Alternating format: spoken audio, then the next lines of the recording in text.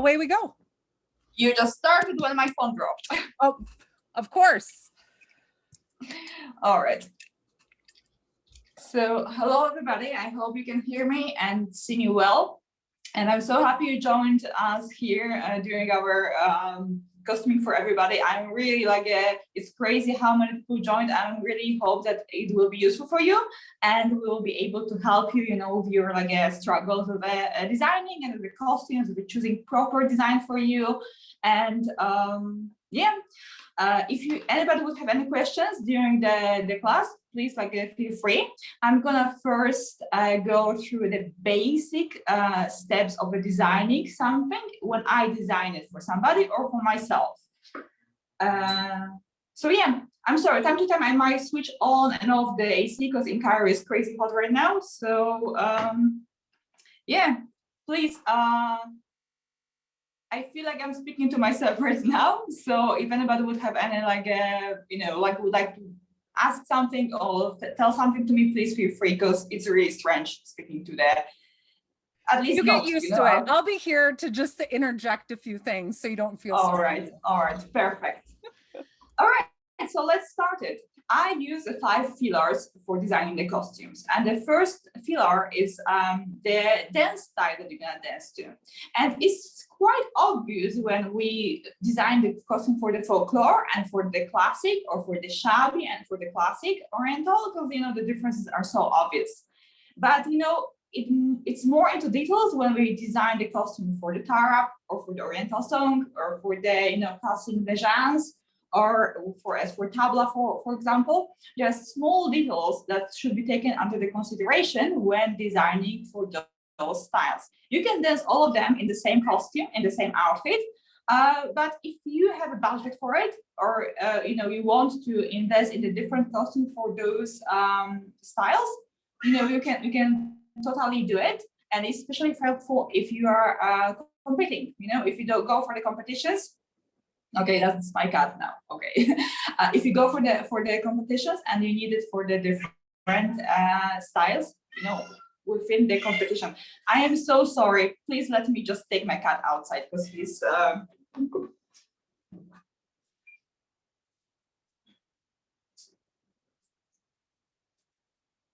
We've all been there. Am I right? I'm back. I'm so sorry. Yeah, you see, I don't match the bottom to top. All right. So there's different styles of the costumes for the different dance styles, right? And it's also very useful if you, for example, perform gigs. It's good to have your a showstopper, like a song, or a theme when you do gigs. Like, for example, last year, or this year, no, it was last year, I designed the Cleopatra costume for one of the dancers from the States, and now she has this theme as a pharaonic dance in her offer. And this is how the people can memorize you, because if you offer something for the people, like you are dancing gigs, is it good to have something that makes you stand out from the rest. Because if, for example, you go for the party and there's a belly dancer, people will speak about the belly dancer, right?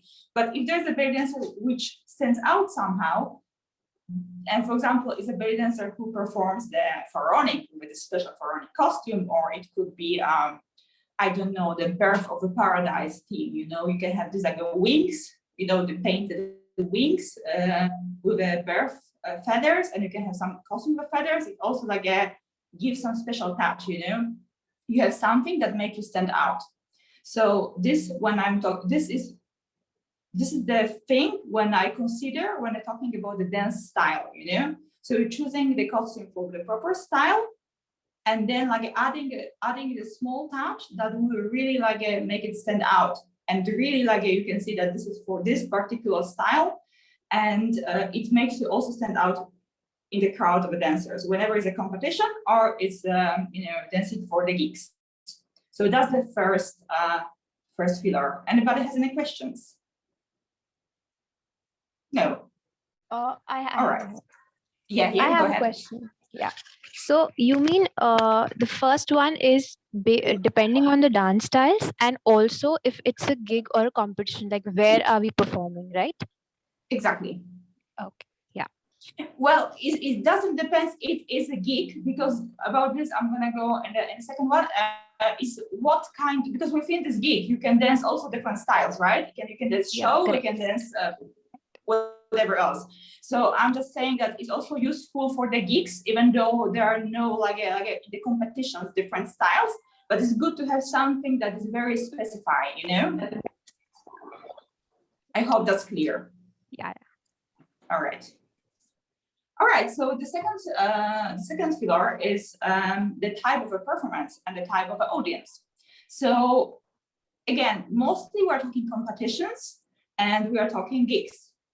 And what kind of gigs then?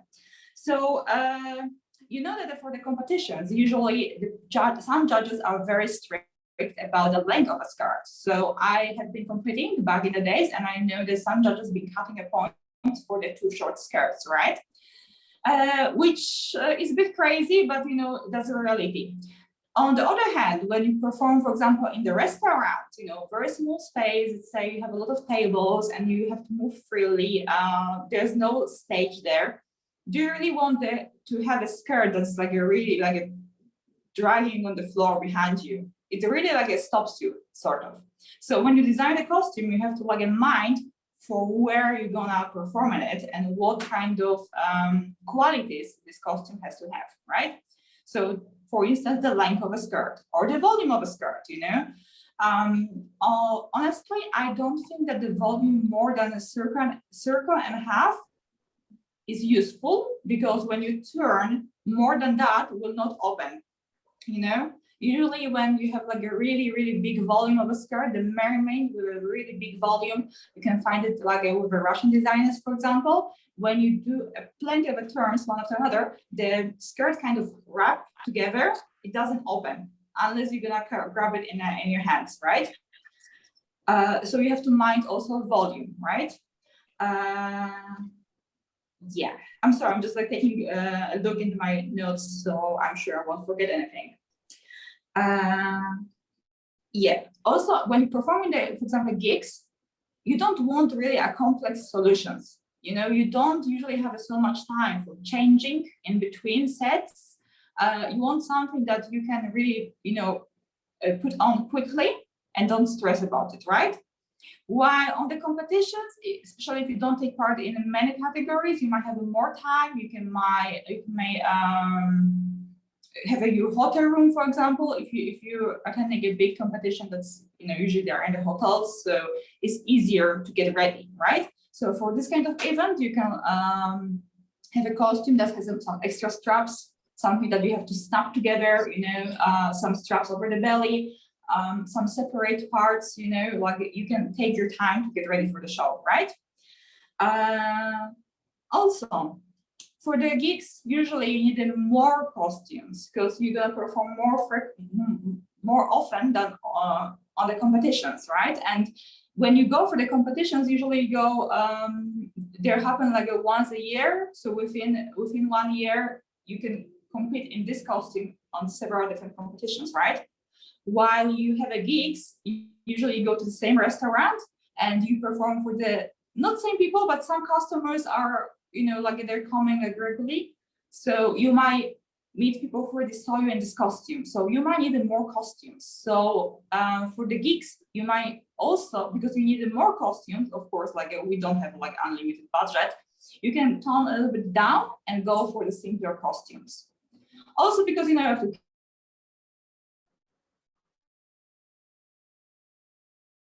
carry them back and forth from home. I'm sorry, something just. Can you please, Katie, confirm I'm still here? You're back. All right. I'm sorry, it was just notification. Cairo internet, it's a wild ride. I am just stressing out about that.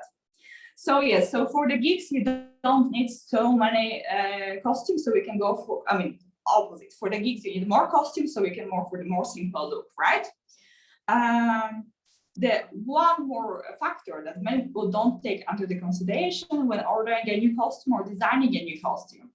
I don't know how about in States, but I know in Europe, when we have a different events in different countries, the fastest way is go by plane. And we have those budget airlines, which allow only a small luggage. And when you go for the for the competitions or for the festivals, you usually, if you bother to go to other country, you usually want to take part in the many categories, right? So you got to carry many costumes. So you have to think, when ordering a new costume, how big it should be to fit into this luggage. You know what I mean, right? Does it make sense? Yes, this makes sense because I have a very beautiful, some of you might know this black dress that I have that has like all the strappies on it and it's like double slit. It has this huge skirt. I am not kidding. When I tell you that dress probably weighs about 5 to 7 kilo. Like, I'm not joking. It's like the beating on it is so intense. Like, I can't bring it anywhere. I already had to haul it home from London. Like, I'm not bringing that anywhere else ever again. Like, ever again. And it's sad because it's a beautiful costume, but it's a good point. I will never travel with it because it's too heavy. Yeah. And I don't like just like, I don't like checking my costumes either when I travel.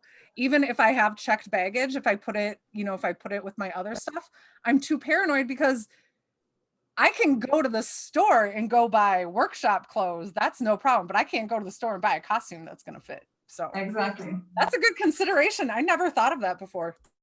No, like, because in Europe, we tend to take a flight to the different events because it's just the fastest way. I remember so many times I paid overweight, I couldn't fit the costume, or I fit the costumes, I couldn't bring my stuff, my personal one. And, you also have to pack a makeup and stuff like this.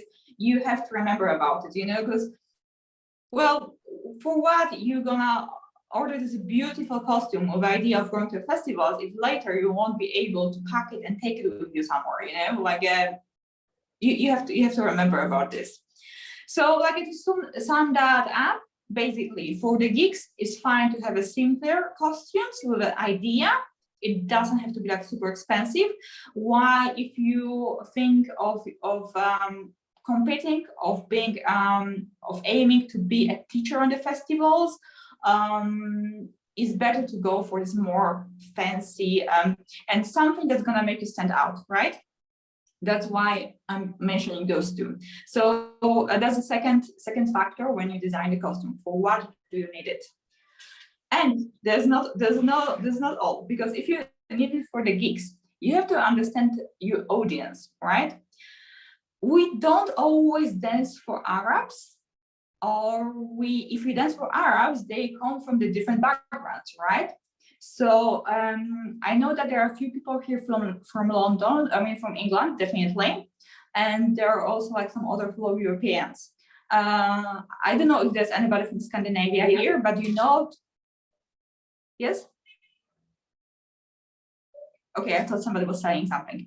So, for example, in Scandinavia, there are minorities of Iraqi people. So if you're on the Scandinavian market, you would like to have your costume for the gigs with maybe some slight touch of an Iraqi costume, or something that you can easily like change into Iraqi costume, so you can be memorized by those people, and maybe those people gonna hire you in the future again. If you, for example, know that there's a possibility you got this for the Khaliji people, is it good to have, for example, matching top on top of your costume? While you're ordering it or designing, you can think of that. Some of the audiences, for example, Middle Asia. I'm so sorry, my cat gets inside again, as you can hear. Give me a second, please.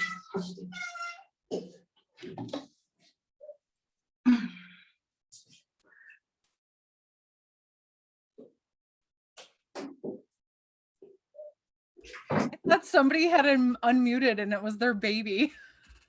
I mean, like, I will be so distracted if he's gonna stay here. I'm so sorry. Like, and he's very consistent about getting inside here. So, yes, I'm so sorry. I'm like making those small breaks. Okay, I'm getting back. So some Middle Asians, like the Indian or Pakistani audiences, they like more conservative looks. This is like a personal story of my friend and a customer that she's been asked to wear leggings and they cover cleavage on her show for the, I don't know, it was a Pakistani or Indian wedding. And there was other dancer hired for the same event. And she also got those, like, she also got asked to do the same, but she didn't do it. So on the day of the event, they both been entering. And my friend, she was like fully covered and she didn't respect those rules, the other dancer, and she got stopped. You know, she arrived to the event, she didn't respect the request of the people who hired her, so they stopped her from getting to the stage, you know. I'm just saying it because if you have these communities around you somewhere and there's a chance that you can perform for them or you want to aim for them, you know, in your advertising or stuff like that, is it good to have something in your wardrobe that suits those shows, right? So you don't have to think later. You're gonna request to, for example, more covered show. You don't want to think, okay, what now? I got to get the leggings right now, right? Maybe they will not accept the translucent fabric. You know, maybe you need to get a super like a covered one. What are you gonna do? Like go to the regular store and get the, you know, like a regular clothes leggings under your costume. You know, you can do it, of course, but it does not look that professional. So yeah, that's another factor of considering when you order or make your own costumes. And when you have a conservative audience, there's also other side. You know, I don't know, maybe in States, recently I got an order from the dancer from Miami and she loved to order the tropical leaves and the flowers costume in very bright colors because she thought it matches exactly the spirit of the Miami in the summer. So it's gonna be a hit. And it's the same in Cairo, you know, like many dancers during the summer got hired for the beach parties. So of course, if you're gonna go to a beach party when everybody is like in the bikinis or in the like you know, swimsuits, the big, you know, skirt with you know, for example, full sleeves, it will not match the spirit, you know. Short skirt maybe something more tropical, you know. I'm not saying you should go like in very undressed, but something that will match the spirit if you get hired for such a events. So yeah, I think this is I covered everything about the type of a performance and the style of a performance. Yeah. So does anybody have any question? Do anybody? I'm sorry.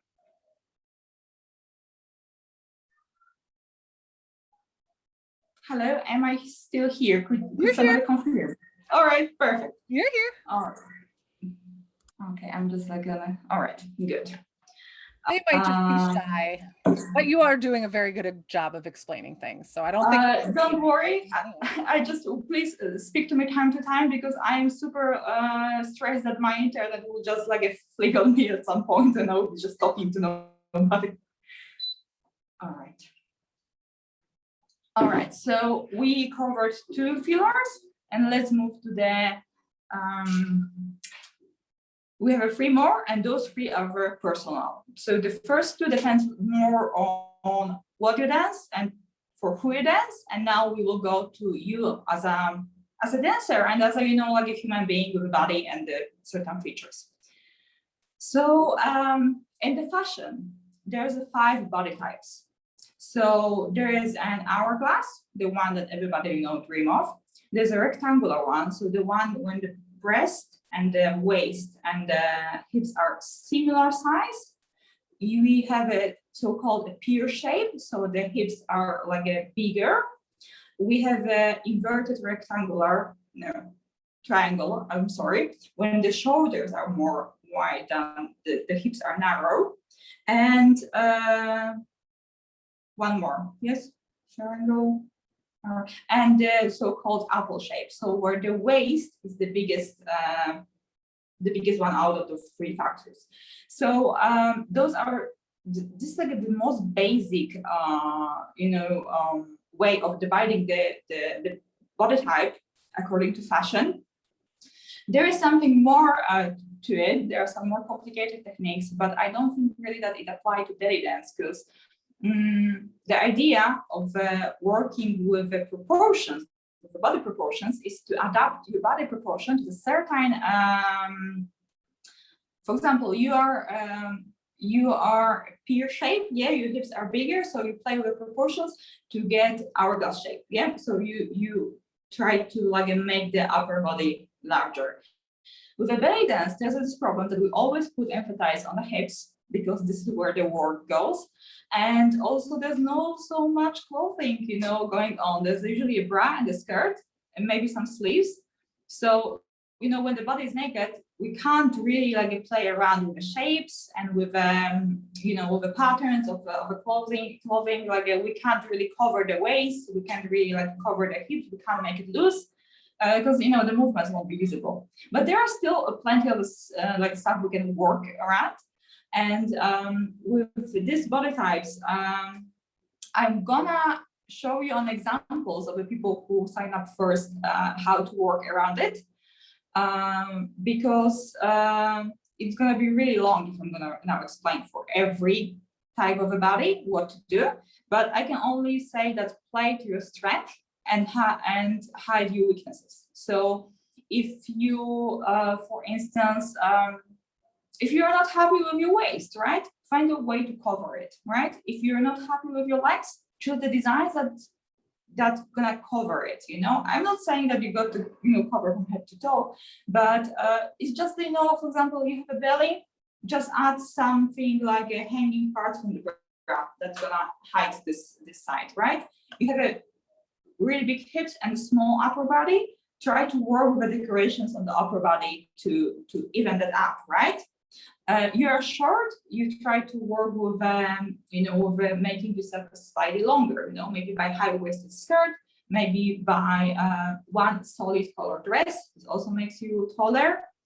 And yes, there's one more thing that is not considered with these body types is the shape of your band structures. So some people have very visible band structures shown on the shoulders and on the hands and on the legs, and often also like a very long arms, right? Usually when you have those features sort of long, it repeats in your body. It's kind of in your genetics. So if you have a long torso, long arms, you should have a long face as well. It's just, you know, you don't have to do anything about it if you like it, you know, but just be aware of that, because you know, if you know what's your body type, you know what your strengths are, then it's way easier for you to work around with the design, right? All right, with this I'm gonna explain more on the body types later when we're gonna take examples. The fourth factor is a color. And this is also a bit complicated, but I will try to like explain you the simplest way. So not everybody looks the best in every color. Why? Because our skin has an undertone. I am so sorry, my cat is very consistent about like entering this room. Just cuddle him. Just have him stay on your lap at this point. All right, I'm gonna try that. He's jealous. Quite loud. What's his name? Steven. Okay, Steven stays with us. All right, now he's. Oh my God, he's happy now. All right, okay, cat stay with us. All right. I hope he's gonna be like, he's not gonna be naughty. All right, so as I was saying, not everybody looks the best in all the colors, right? You can notice it, you know, you might have your favorite colors that you feel very confident in, and some that are not really. Oh, thank you, you got a compliment, you see, you're so naughty, you don't deserve it. All right, so why some people look better in certain colors and some don't? There's whole color theory, you know, and there are people specialists who, you know, like you can actually ask somebody to define your what colors look the best for you. It's called color analysis.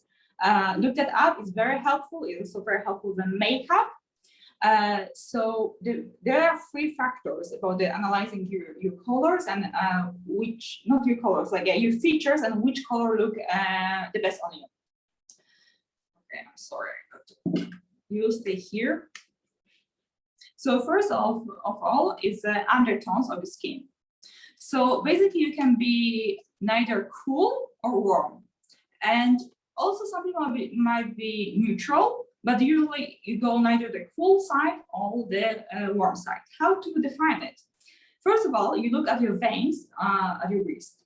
If they appear more greenish, you most likely warm undertone. If they appear more bluish or kind of purple, you most likely a cool undertone, right? The second way how to define it, because maybe after this you are still not sure, you know, my veins here are more bluish and purple, and as long as we go down here, they're more greenish, right? Second way of defining it is taking a piece of a paper, white one. If your hair are dyed, usually take it back so they are not like interfering. No makeup, not like me right now. And you compare this piece of a paper to your neck, not your face, because of the hormones, our face tends to be more reddish. So it's the same for the men and the women. So you check it here with your chest and with your neck. If compared to the white, your skin appear more pinkish, you are cool, right? Pinkish reddish, because this is like a slightly of a blue undertone. If this appear more yellowish, more peachy, it means that you're like a I'm so sorry, you're on the warm side, right? So again, pinkish is a cool and the yellowish is warm. The last, if you still don't know it, you might be neutral. The last way how to compare it, I can't really show you right now because I don't have metals with me. You take a piece of a gold jewelry and the silver one, and you compare which one looks more healthy with your skin. And again, if the gold is the one that your skin is more fresh, looks more healthy, you are most likely a warm. And if a silver is the one, you are most likely a cool person, right? And now I would like to ask Katie to help me out with the colors, because this is the most important factor, like it is warm and cold. Yes. Doesn't mean that right now, yeah, could you please open like any of this? Yeah, that is enough. All right, so you might be a bit confused, but right now, what does it mean? If I'm warm, only the warm colors will work for me, or if I'm cool, only the cool colors will work for me? Not necessarily, because each of the colors can come with a warm tune or with a cool one. So for example, here we have a blues. On the left, there are more cool one. On the right, there are more warm blues, right? With a splash of I would say, of a yellow, of a warm color. So they're turning a bit greenish, right? And the same goes down with the red colors. On the right, with the more bright, more warm colors. And on the left, they're more muted, they're more cool, right?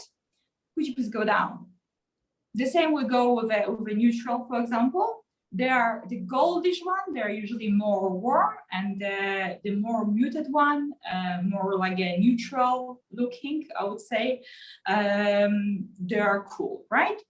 And here we say the same example with a pink. The more peachy one, there are warm colors. The cool pinks are the one with a splash of a blue, so they are more like more cool, like what else to say about it.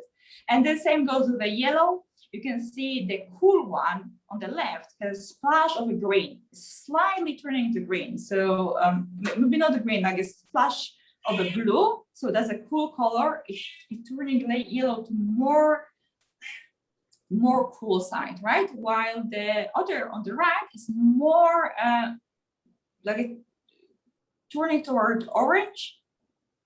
Yeah, all right, that's enough, Katie. Thank you so much, because the other one goes for something else.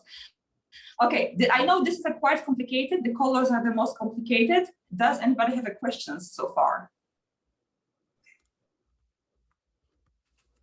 All right, I think. Would you say that right? the warm ones, like, I feel like if it's a color, they feel more saturated. Saturation is something. That's totally different.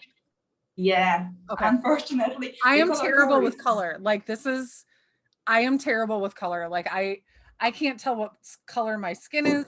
I just know that I like really bright things that probably look terrible on me, but I don't care most of the time. Yeah, but you don't have to care, because because this color theory is very helpful when you are not confident with which color to wear. But if you already have your personality and you feel confident with certain colors and you like it and you're rocking it, that's the most important, like somebody can tell you that this and this color looks the best on you, but then you're gonna wear it and you don't feel yourself. So Yeah, then what's the point, All right, the saturation is the second factor. So if the contrast, so you take a look at your face, natural hair, and the face without the makeup. Now the contrast between my hair and between my skin and my bright colors.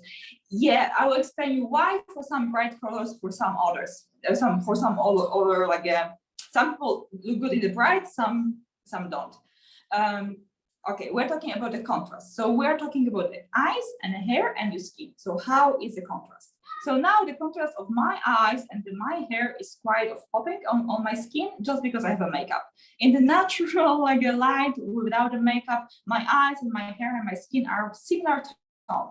So some people might be opposite, right? You might have the black eyes, and the dark eyebrows and the dark hair, the contrast is higher. And how the contrast of your skin gonna influence the colors you can choose. So if the contrast between your features is high, you should go for the bright colors, really bright. So when you have a color wheel, is exactly the same red or the blue or green as a color wheel, clean color, right? But if your features are like a kind of muted, they are not popping out on your face, then go for the more muted color, right? What is a muted color? For example, when you have a green and olive green is a muted color, right? It's not sharp, it's more muted, right? The same with the red, the plain red is a bright color. And for example, wine red is a muted one, right? It's really, it's like a toned down, right? The same with, for example, yellow and then mustard, and mustard is more muted, right? And the third factor, which is the most simple one, is how you look overall, if you look dark or light. If overall your features, all of features, skin tone, hair, and the eyes look light, you go for the light colors. And if it looks dark, you go for more darker color, In general, like you just don't contrast your skin and your feature with other colors because it brings out the bad sides of you. Your under eyes bags might appear more if you wear wrong colors, or the skin will not look so healthy, right? I know this is all very complicated. I would recommend you to look up the 4 seasons color theory. And the best thing I can think of is like, there's a few of us in here who grew up roughly in the same era. And maybe we went through like a goth phase in high school and we're all very pale. And we all looked like terrible because we're all really, really pale with this awful dark hair dye. And you just go with the box black instead of like a nice dark brown. Like, instead of like pitch black, no, not so much, but like a dark brown, that's okay. But when you went pitch black, you literally did look like death warmed over because your skin was too pale to be able to carry off that dark of a color. Exactly, because this color theory doesn't apply only to costumes. I use it with the costumes, of course, but it also applies to your makeup and to your hair color, really is. I think the best example for that is choosing the red lipstick. Some people can go with this bright Russian red shadow, and some people look just better in like this wine color, more deeper, right? Please, Katie, could you please share with us the last picture with the colors, the four seasons there, yeah? Oh wait. Yeah, no worries. Yeah, I had other things. I brought up other. Oh, I somebody's have other stopping me. things that I wanted to share with you for later. All right, so here we have in general like the sum up the color theory. Look, on the right we have a summer and winter, which are cool tones, and on the right we have a spring and autumn, which are warm, right? So now you can decide when you check after this class which color which tune you are, if you're cool or warm. You either go with the summer and winter or with the spring and autumn, right? And the other thing, look, autumn and summer have a lighter colors, right? So, right, so they are more muted. Their features are not popping out on the background of their skin. While spring and winter, you see, the colors are more bright. They're like a, like a more saturated. So this is a good for the people whose feature like a popping out, right? Mm. Right? And the other one, you see, the summer and autumn are also more muted color. You see, they are not like a pure colors, right?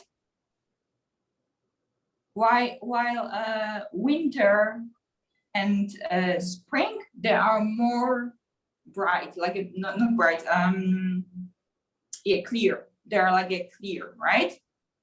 I know it sounds very complicated, but I really like, does anybody have any questions? I know it's complicated.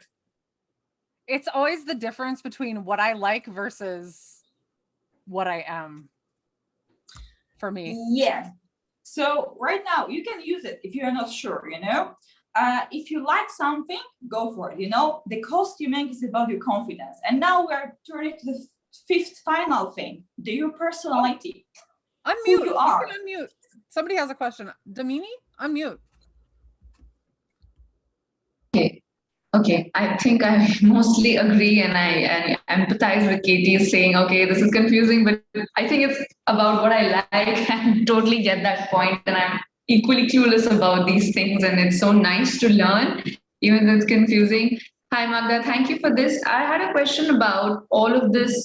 So now I have understood that all colors have warm and cool sides to them, which is like probably a very stupid thing to know, but now I feel that way. Sorry? Yeah, that's true. That's the main thing. If you want to take out of this class, the one thing about the colors is that the all shadows have all the colors have a warm and the cool shadows. Yeah. Yes.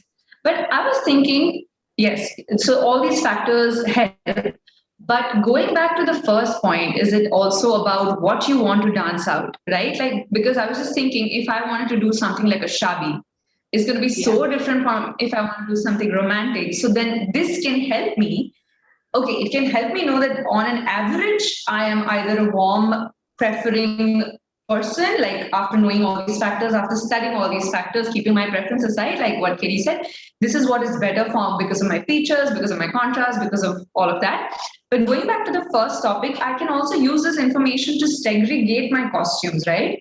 And bring out the brighter, warmer ones, whether or not how it goes for my skin, but definitely I don't want to bring out the cool white shades for like a shadi, right? Or I mean, you know what I'm trying to say? Like it's also other factors, but this also adds, right? Or should I always go with this information and choose all my different subject costumes accordingly? So I don't know if you already covered that because I was a bit late. So can you just help me with that? Okay, just like to make sure, you're asking if there are certain style should be danced in the more lively colors, yes?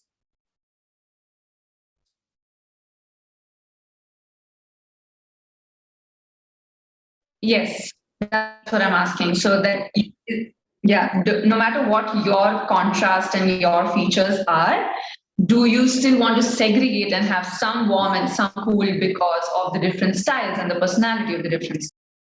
Yeah, okay, I understood. Thank you.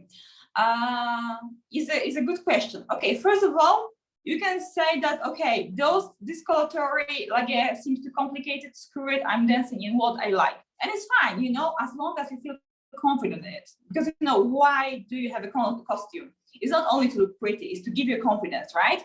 But I can assure you that for each style, even if it's like a shabby and it's supposed to be more bright and more like a, you know, like a flashy, you can still choose colors that will suit the style and suit you as a person, right?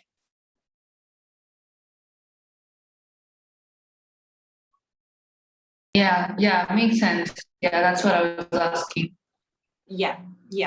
And again, you know, Katie said that she loves bright colors, you know, and if she feels confident in it, who I am to tell her, look, you're doing it wrong? No, because so what? I'm gonna put you in a costume that suits your skin tone, and you don't feel it. You don't feel that's you. You know, it got to be this personal touch in the costume that says, "This is me. This is how I feel. This is Magda. This is Damien. This is Katie. Whoever." You know.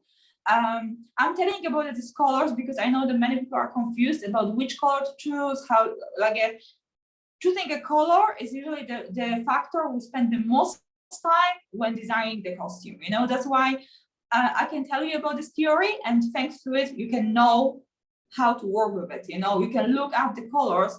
You know, you can go, for example, to the mall, check the colors, you know, like the sweaters or the t-shirts, which one looks good on you, and you have an idea what to ask for your designer later.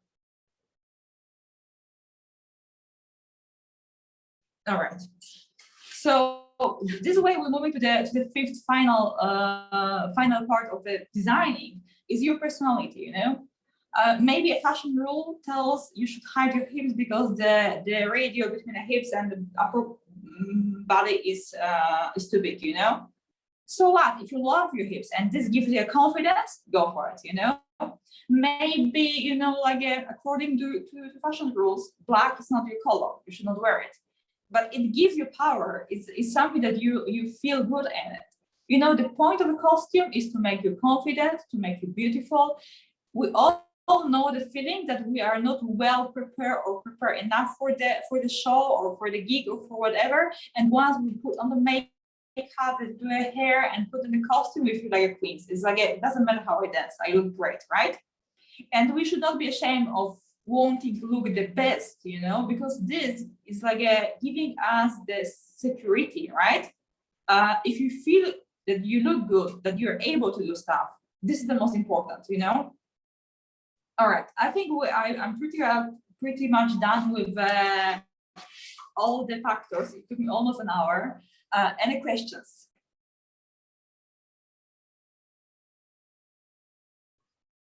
Should we just go on to me?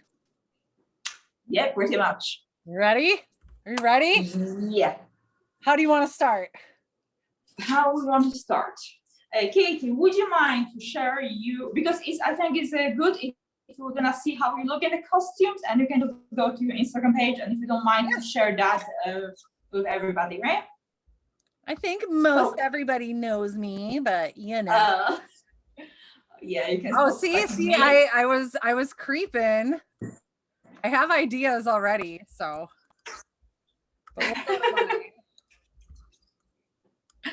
Yeah, just idea, so we all know how the cake looks, and so we can like yeah, you can just stop at this is you. Okay, so what we can say about the Katie? Maybe not from this picture, but Katie is tall, and she's a plus size dancer, right? And as I said, it's always important to play to your strength. So Katie is tall, and what it comes with her being tall, she has a long legs, which is definitely her strength, right? What else? Katie has a long torso, which is in this case is great because she is also plus size. So if we want to hide some parts of the belly by making the skirts raising a bit up or the bra a bit lower, it doesn't take away from her torso, right? So long torso, we can play with the length of the skirt or the place where the skirt is gonna be sitting as much as we want, because it's not gonna shorten her, right? Okay, Katie, could you tell me what are the body parts that you are the most insecure about? My arms. All right, your arms. Yeah, it's my stomach pretty much. I'm trying to find, okay, I just wanted to show people the costume that you made. You made this for Sherazad and I bought it from Sherazad, but I love this costume because it's high-waisted, so I don't have to wear body stocking. I said this in the live like about 8,000 times, but fuck a body stocking. If I never have to wear a body stocking again, I will be happy. It's easy for me to get into, which is like key, because I can also, it like keeps me cool. Like the less layers, the better. And I sweat like fucking crazy. And the, like the little arm thingies are nice because they kind of just like hide the arms a little bit. So I love this costume. And I actually like my legs like a lot, so I don't mind being leggy. And I actually wear this at the restaurant that I dance at quite a bit, and it might be a little bit too leggy, but then I just wear nude tights, and then it's like, okay, like it's fine, which is good for me. So I love this Yes. costume. All right. So I took a note before the show, before this class for everybody who signed their Instagram profile.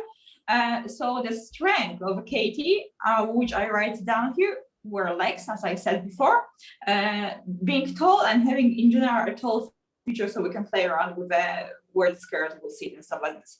The weak points, I also write down arms and the lower belly, not full belly, it's just this lower part. Why arms I marked as a weakness? It's not that they're like a flabby or something like that. Like this is like personal. You might like it, you might not like it. It's up to you. It's more about that her bigger her bigger body part are hips. So to even that up, we want to build a line around the upper body, right? We want to add something here, because if we're gonna put a small bra on the top and then just leave it like this with an empty upper body and the quite decorated lower body, this is gonna be a disproportion, especially if she's a tall and we want to even it up, you know? Yep. That's why I would say that the flat belts on the lower belly is not for you. Yeah.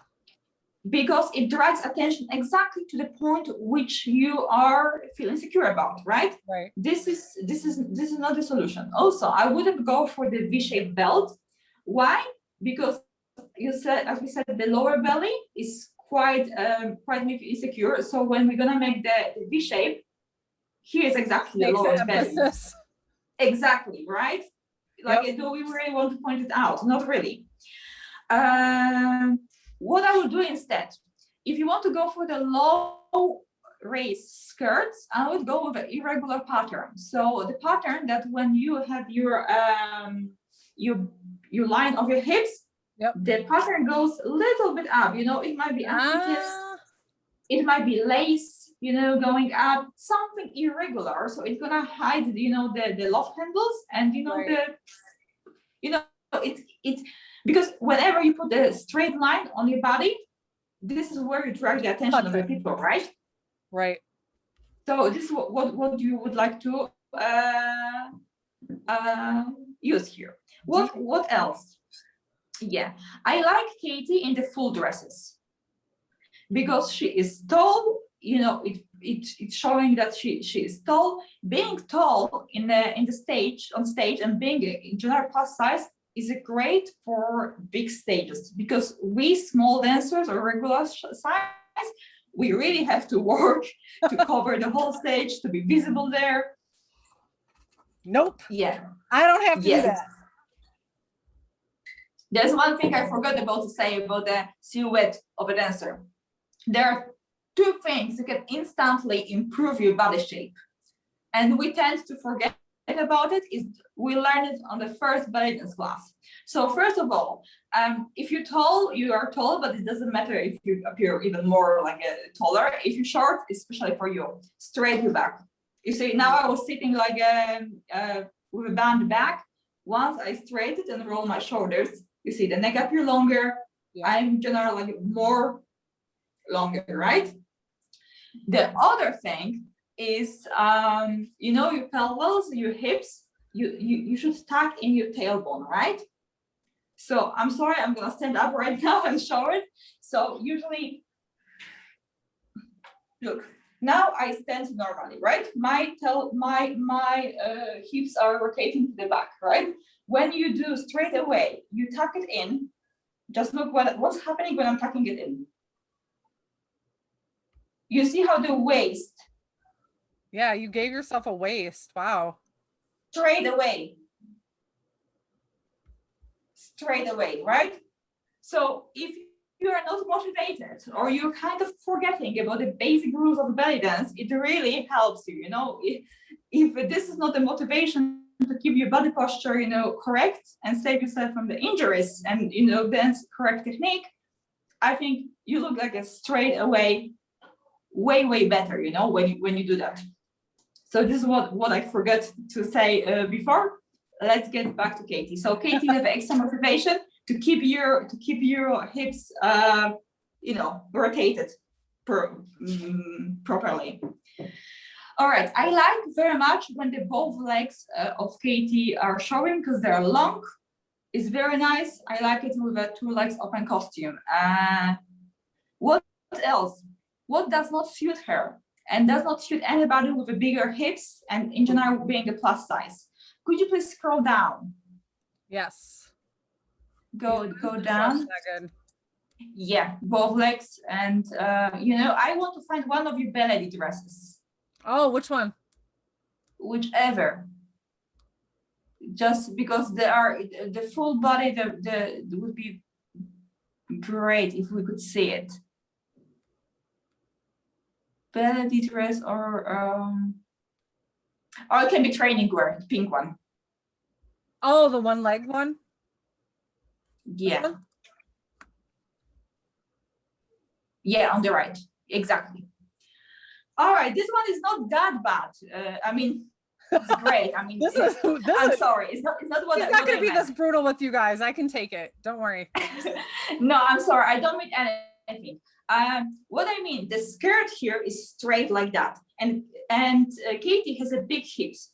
This one is not that bad because it's not showing that badly because there's still a little bit of volume in the back, right? Yeah. In general, when you have a big hips and you go with a straight skirt, there's no mermaid, there's no bigger volume. Your hips appear bigger and your upper body in general appears bigger, right? Because you see, you have a curve, here's a curve, then legs go like that, you know? Yep. And when you put a straight skirt, the hips just appear bigger. While you put a mermaid or like a bigger volume, it's more proportional. It's more proportional, exactly. I'm pretty sure you can see it in your maybe in the Galabeas or maybe some other examples later. Yeah, I'm trying to see.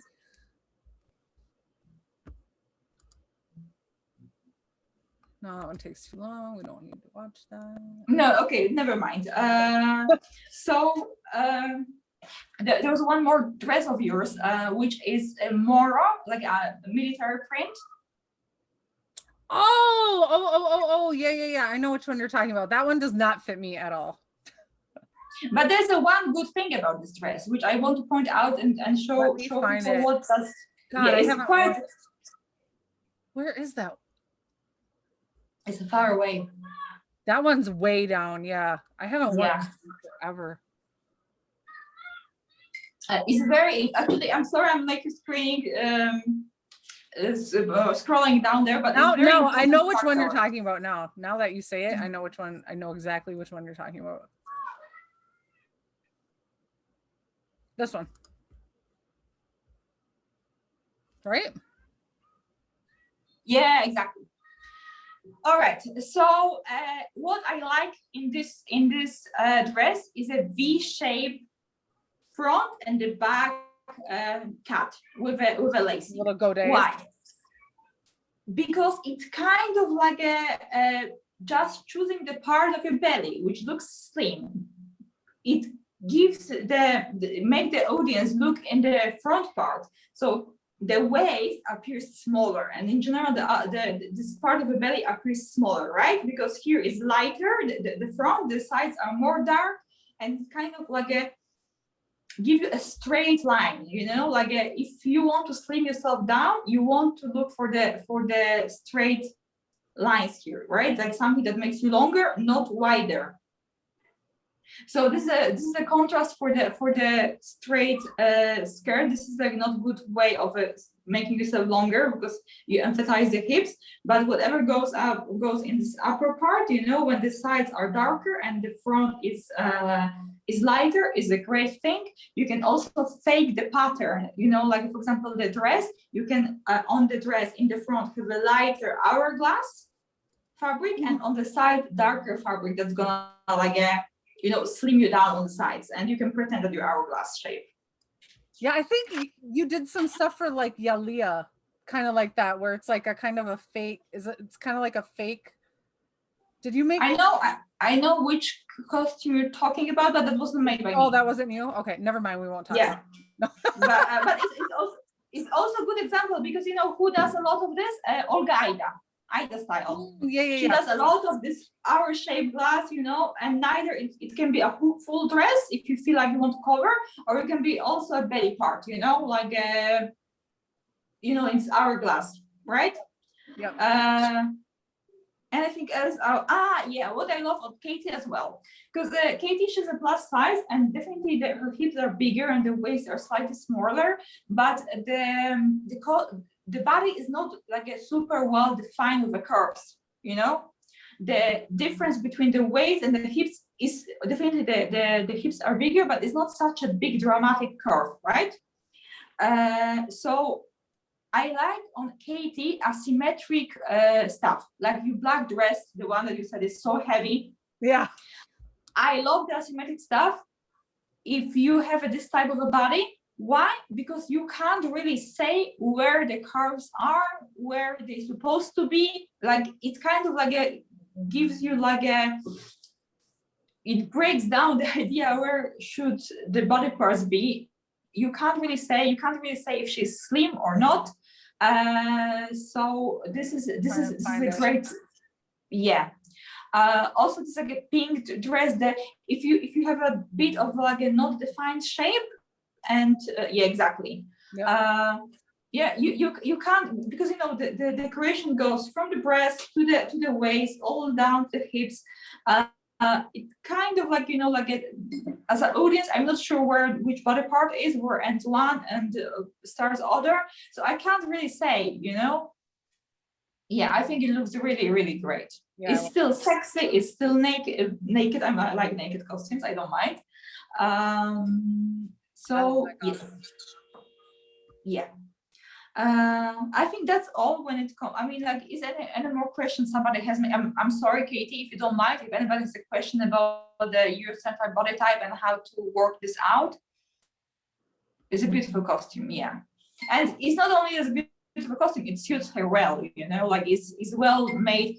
The only thing I'm a bit confused about this costume is back of this costume. We don't have any photo of the back, but I saw it on one of the YouTube shows. It's the person who can put it on me is here on this call right now, but I think she's probably dealing with her 4-year-old.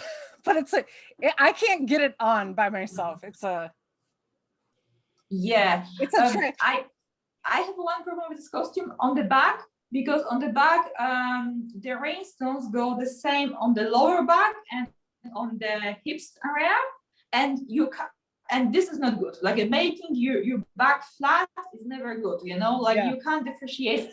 I mean, it would be good enough if the rhinestones stop on the hip line and this is defined where the hips are, and if it goes a bit on the, but it's, well, we can't have everything, right? Nope. So do you want to, so this is what I had for, so I'm going to be commissioning 2 costumes from you. And my idea, as I told you in our chat, is I want one classy costume and like one Sharmuta costume. Yes. That's why you couldn't decide which one to choose. We're going to talk about this more offline, but I love this costume. I am obsessed with this one. I'm obsessed with the colors, like, and somehow maybe making, instead of like this crisscrossy bit here, like somehow making a stomach cover for me instead of the crisscrossy bit. But you know, like you know, it might be enough to put on, because you know you choose this costume, and I just told you that your legs is your strength, covering the lower belly is something, making irregular shape around the hip line will hide the extra, you know, whatever was sticking out there. Yeah. And also this like a V shape. There is a, not V shape, I'm sorry, this hourglass shape on the belly. There is in this costume, this hourglass is created by this crossing, but you know, when you look on the general view, it's like that, right? Yeah. So you just like sort of choose the costume that will suit you, you know, and they will build bra, the big attention to the upper body, you know, so it Yeah, and then doesn't, maybe it's just not left something out. like something like on the one that you made that I have, like just something on the arm, like to add the arms to balance it out. Exactly, exactly. Just a small sleeve or maybe off shoulder sleeve, something adds to for the arms, and this is yeah, it's gonna be perfect for you. Yeah. So that, and I mean those colors, oh, Yeah. Well, there's like what I would say about your colors. Your, well, okay, defining person undertone through like online is almost impossible because Yeah. there's always lighting, there's always you know, like change of the colors on the screen. I can't say that. But you definitely muted, your features aren't popping out, and you're light. Mhm. And but you have a personality. You are bold. You like to be visible on the stage. You are not afraid of the colors, and I can see that they give you the confidence. You know, I can see that you often choose the neon colors. You often go with a very flashy one. So I wouldn't interrupt it. Like I wouldn't like tell you right now, no, go other way around. I can tell you that you look also very good in the sort of pinkish colors, the pale pink. They look very good on you, and you also know it because you have several costumes like that. Yep. I know I And, need to vary it up just a little bit, like just there you have a one with a tie-dye, which is also perfect. The tie-dye training wear, because it has like an off-white and the grayish with a splash of the pink, which is great. Those are muted color with a splash of accent. It looks great on you. The only thing that I would maybe like really suggest you to play around with, I don't think that the black brings up the best from you. No, black The is same not as my favorite. No, it makes me again? look red. It makes me lose all my color. I have no color. Exactly. And you know, this is what the Coco Chanel said, that everybody should have a small, like a little black dress. Well, maybe not everybody look the best in the black. You can choose instead navy blue, very dark navy blue, or very dark gray. I also don't look good in black. Like I really wish I would, but instead of that, if I want to go for the dark colors, I go for the navy blue or very like a graphite graphite gray. Yeah, is graphite gray an English word? Yeah, I'd say graphite. Yeah, all right, great. Yeah. I love this color. This color, this purple. Oh wait, that was just the first part. This purple, I love this purple. I love that purple. I love it. It's amazing. Is yeah. I don't even know what to call that purple, but I want something. And then like for a classy costume, I don't know. I was gonna let you just kind of do something. Like I love this. Like, this is so romantic and like sweet and like so not my usual style, but I feel like it could be. I feel like, you know, sometimes I could just be a little bit less, you know, bold. I could use something, you know, just a little bit more classic and girly and pretty and, you know, whatever. Like, but I still feel like this in that purple would be like a nice balance of something in a bold color, but still like something really sweet and cute and feminine and romantic. And yeah, I just wanted to say something. I know that people tend to look away from the pastel colors on the stage because they say that they are not visible enough. But trust me, some pastels like this one or the pastel purple, pastel blue. If you have this, if you are this like typical Caucasian pale person with no much features visible, trust me, you're gonna look great in it. You know, I'm not without the reason wearing the dress. I mean, the top is like a purplish colors, quite muted, because I know it looks good on me, even though it might not look. You might not think it looks good on the stage. If this suits you and you look great in it, I'm like, what Add stops you some really? Like, crystals, you'll be fine. yeah, like there's no costume police who would like take you down from the stage from not wearing like a flashy. Oh, I loved this you one know? too. I thought this was really cute. This And is it's also great. It's a great for the plus size dancers. Maybe I would just change the sides, not with the straps, because it might be problematic for somebody who's bigger and oh yeah, I wouldn't have it go for- down quite as low. yeah. But it's great, you know, for the plus size, whoever wants to like cover a little bit of a belly, but still want to show off the curves. Yeah, that's really cute. I love that. Should we have you? I think we should call on somebody. I was thinking, Yes. I know Angela was one of the first people to sign up. Do you want to go? Let's go with okay, let's go with Angela. Just somebody is telling about the pastels that they weren't sure. I mean, I follow a lot of Eastern European and the Russians when it comes to the costumes. Not anybody personally. I love to watch their competitions, not because maybe of the way how they dance, because they're very athletic, but they usually I like to follow them because they tend to look like me, and I like to check what is there, you know. Because if there's some other, you know, I think the best thing is find a dancer who's like a sort of well-known, who has a similar like a features, if you're not sure about the colors, you know, like a hair, skin, eyes, like you, and just check what she's wearing and what looks good on her, you know. Really, don't be like, oh, I don't know if the pastels are good, because, you know, they're not fashion enough for the stage. Honestly, I think Indian ladies look amazing in pastels. Like, yeah, it might be nice. Tan people look nice. I mean, like the it's so much pastels- easier for darker, tanner people to look better in an array of colors. Like, from what I've noticed, I feel you. like, that's just me. So Angela, I think I'm gonna make you co-host because I sent Magda everybody's Instagrams and whatnot, but she can't screen share. So if I make you co-host, you can screen share and show your Instagram for everybody else, your Instagram and YouTube and all that, so you guys can do stuff together.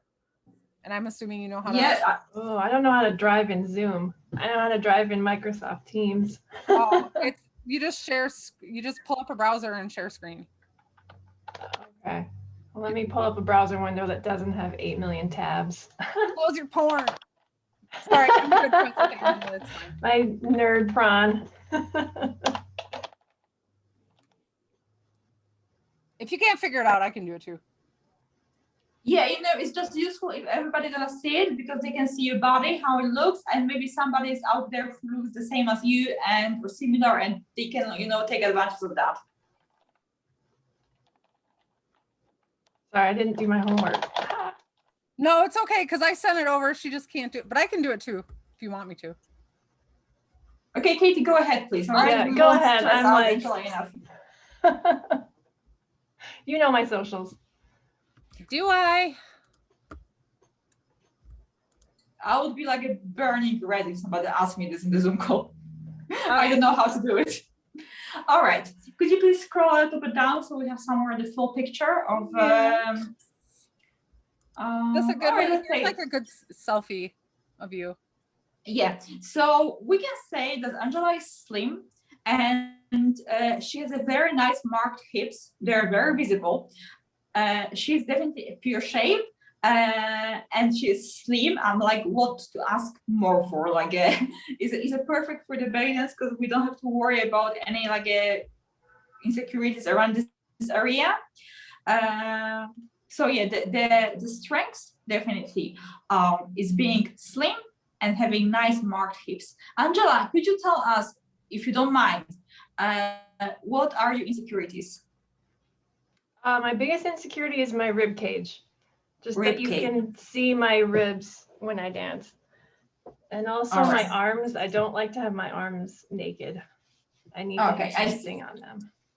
Yeah, so what I mean, the only reason I am not telling people's insecurities first, I don't want to point out, I don't want anybody to feel, because, you know, I know that I also have my insecurities, and I wouldn't like somebody pointing out on it. So, but Angela said exactly the same thing, which I write down here in my notes. So the long arms and in general long torso. Yeah, and in her case, for example, when I would go for the shortening the torso, I wouldn't go for the high-waisted skirt unless the high-waisted skirt is gonna be a mermaid, you know, very like a, you know, showing off the hips because her hips are very nice. But in general, I like, because she's slim, unlikely Katie, she can wear the flat belt, straight flat belt around the hips, because there is nothing that she could be insecure about in this area, you know. It's just having a straight belt in this area. Also, V-shape gonna work for her perfectly. It's just her asset, you know. This hips is the biggest asset of her. If I would like to shorten her torso, you know, like a triangle proportions, I would put something on the lower part of the belly, like some appliques going down, you know, like maybe some chains, beads, you know, also like hanging like a curtain down with this V shape. It's also gonna be nice. What I wouldn't do, and I kind of dislike, when you wear one string of beads in the middle, or any like a long strings like that. Also, lower it has a pink costume with those like a sort of like a. Could you please go lower, Katie? More low. Just tell me when. Yeah, I'm gonna tell you lower. This one? And Angela, I did lower.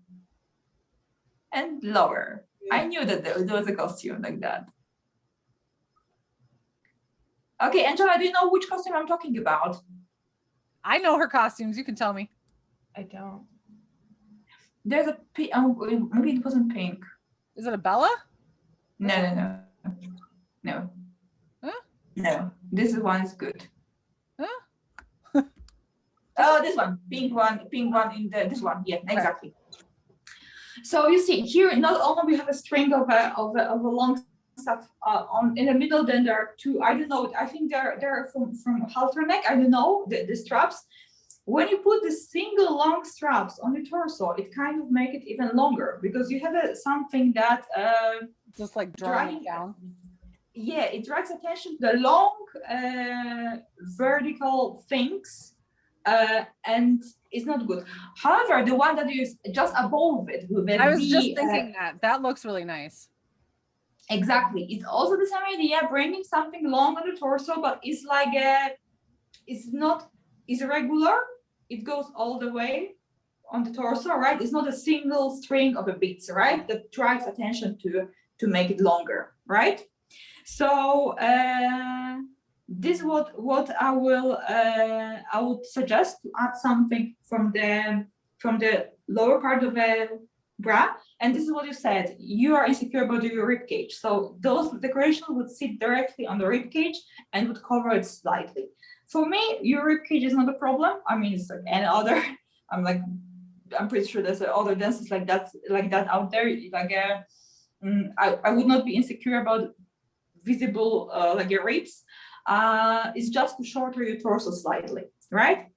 The other thing you said, your arms, that you barely go with a naked arms, and I agree. Your arms tend to, like they're long, but besides sleeves, I mean, they don't have to be sleeves like fully covered, you know. It can be like a short sleeve. It can be something, you know, like just the bands or a lot of bracelets on the different level of your arm. Because if you put something like if you these like this one, right? Exactly. If you put something like that on your arm, it kind of cuts your arm, you know, like it doesn't seem so long anymore, because there's like there are segments, you know. I'm not saying it shorter it, because obviously like they're gonna still be long. It just cuts it and doesn't appear like a long thing in the same color. Yeah, it's cut by the splash of a different color, right? So this is the cutting arms. I was with you. I really love, because the back, your back, and there's nothing wrong with it, but I wouldn't go with a normal rib cage elastics with you, only because, you know, in the front, we have a bra and we have a skirt, and then there's the part in between belly. But in the back, we have a skirt, and from the skirt up until your head, there's a plain skin, right? And if you're gonna put this horizontal line around it, it kind of drag attention to it, right? And this horizontal line of the straps of a bra is not placed in the way when we want to drag attention. Small waist is above. That's why I would rather go with actually with you, because you're super slim. I would go with anything like a cross back is great, but also you have some training tops with a more crossing, even like a playing around on your back, you know, to break this like a one layer of the skin, you know, play around with the straps on the back. I think it's gonna look very nice. Also, often you wear these like boleros that are connected on the neck and create extra like a V from top. It looks very nice on you as well. I would do it as well. And just a dance advice, you know, turn your weakness into the strength.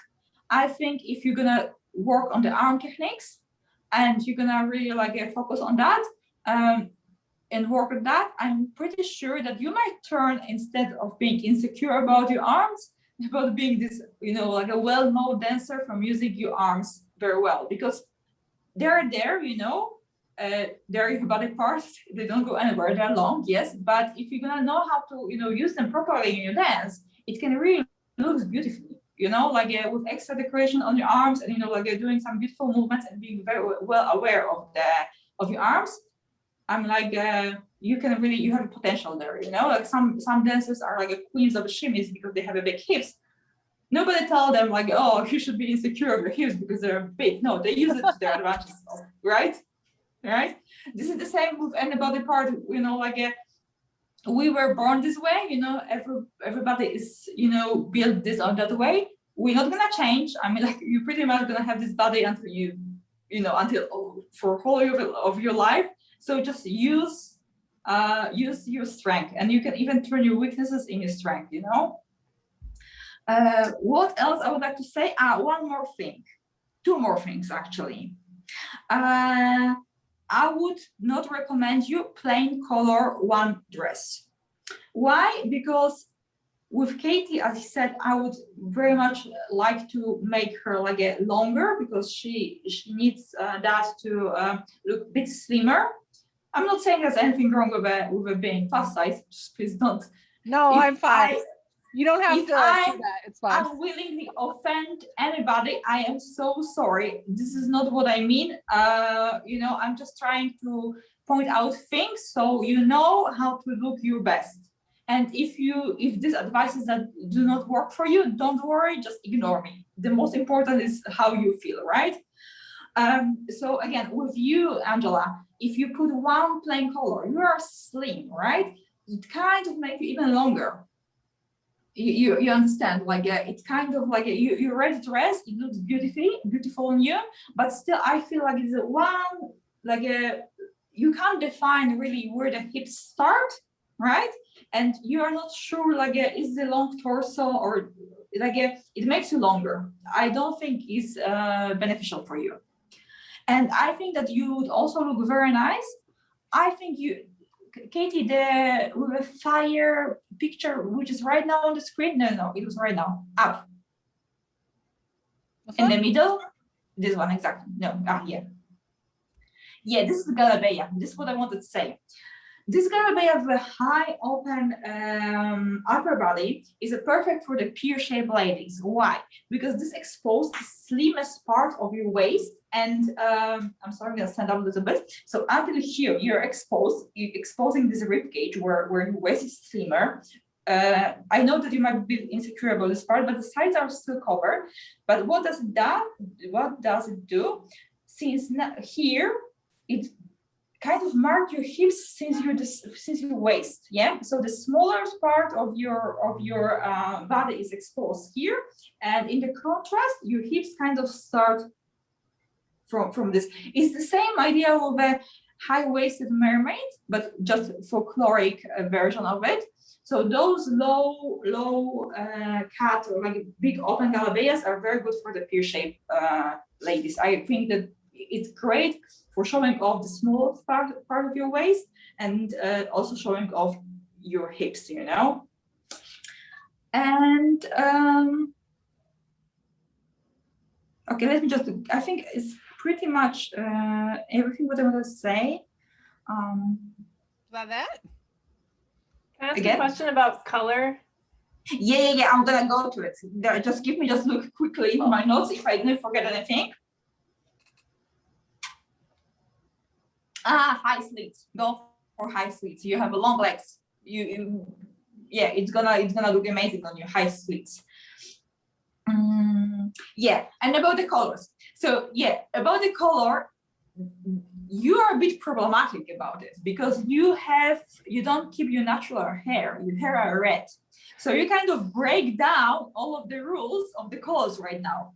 So you neither can go with a one that with the rules I was saying at the beginning, but because your hair are red, you can really like neither go for the colors that are similar to your hair or like in the contrast, you know. I mean, because your hair are natural or they're not going according the rules I said at the beginning, you kind of broke it already. You are more free about the choosing colors. Do you have any more questions about that? I'm kind of the opposite of Katie. Like, I'm not a gregarious.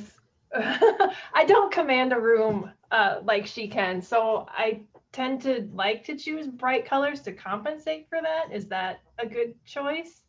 Or do I need to pick something more suitable to my personality, which is more subdued? Okay, if I would go, I don't know what's your natural hair color, but I'm pretty sure you're brown. Very similar Caucasian look, like most of us here, you know, like so very pale skin, very muted, like your eyebrows are not popping out from your skin.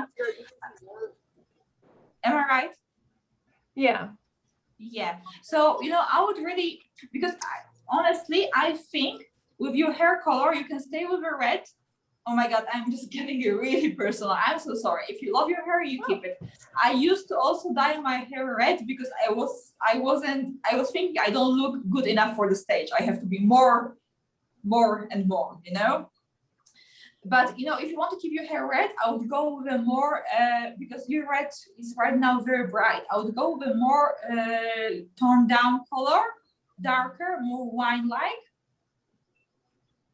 And this will suit your natural selection of the colors. So, because, you know, for your skin, I think pastels would be good, you know, light colors. I don't know what's your undertone. I'm pretty sure it's, I'm assuming it's cool if you're anything like me. So I would rather go for the, you know, muted light colors. You know, I would try it out. I would give it a try. If you want to try muted bright colors and you're not sure about it, I would start with choosing something beige, you know, something neutral is a good place to start because you can't really go wrong with any beige costume. Again? I do now. Oh snap! I have it right here, actually. The one you just. Oh, did she just send it to you? Oh, yeah. Okay. Go try it on and come back and show us. No, but you know, like it's not only about the, like dance in it, check it, how you feel about it, and because I think this color, I look good in it. I think I look good in it. I feel confident in this kind of color. Is cool, is muted. I think it doesn't like I mean, when I wear this kind of color, it does not hide me. You know what I mean? It's still me on the stage, not the costume. So I would suggest you with trying with this kind of color, wine red. I think will also look great on you. And the muted greens right now because of a red head, but not flashy ones, muted ones. Mm-hmm. And if a pink is also this pink like not the flashy one, more muted one. I would try muted colors. This is what I would do. All right. Thank you so much. You're most welcome. You're most welcome. Jessica, Hi. where are you, Jessica? Can you see me? Are you comfortable on Zoom, or do you want me to share for you? I'm actually on my work laptop, so if possible, if you could drive on the Instagram, that would be good. I can do that. Thank you. Let's do it.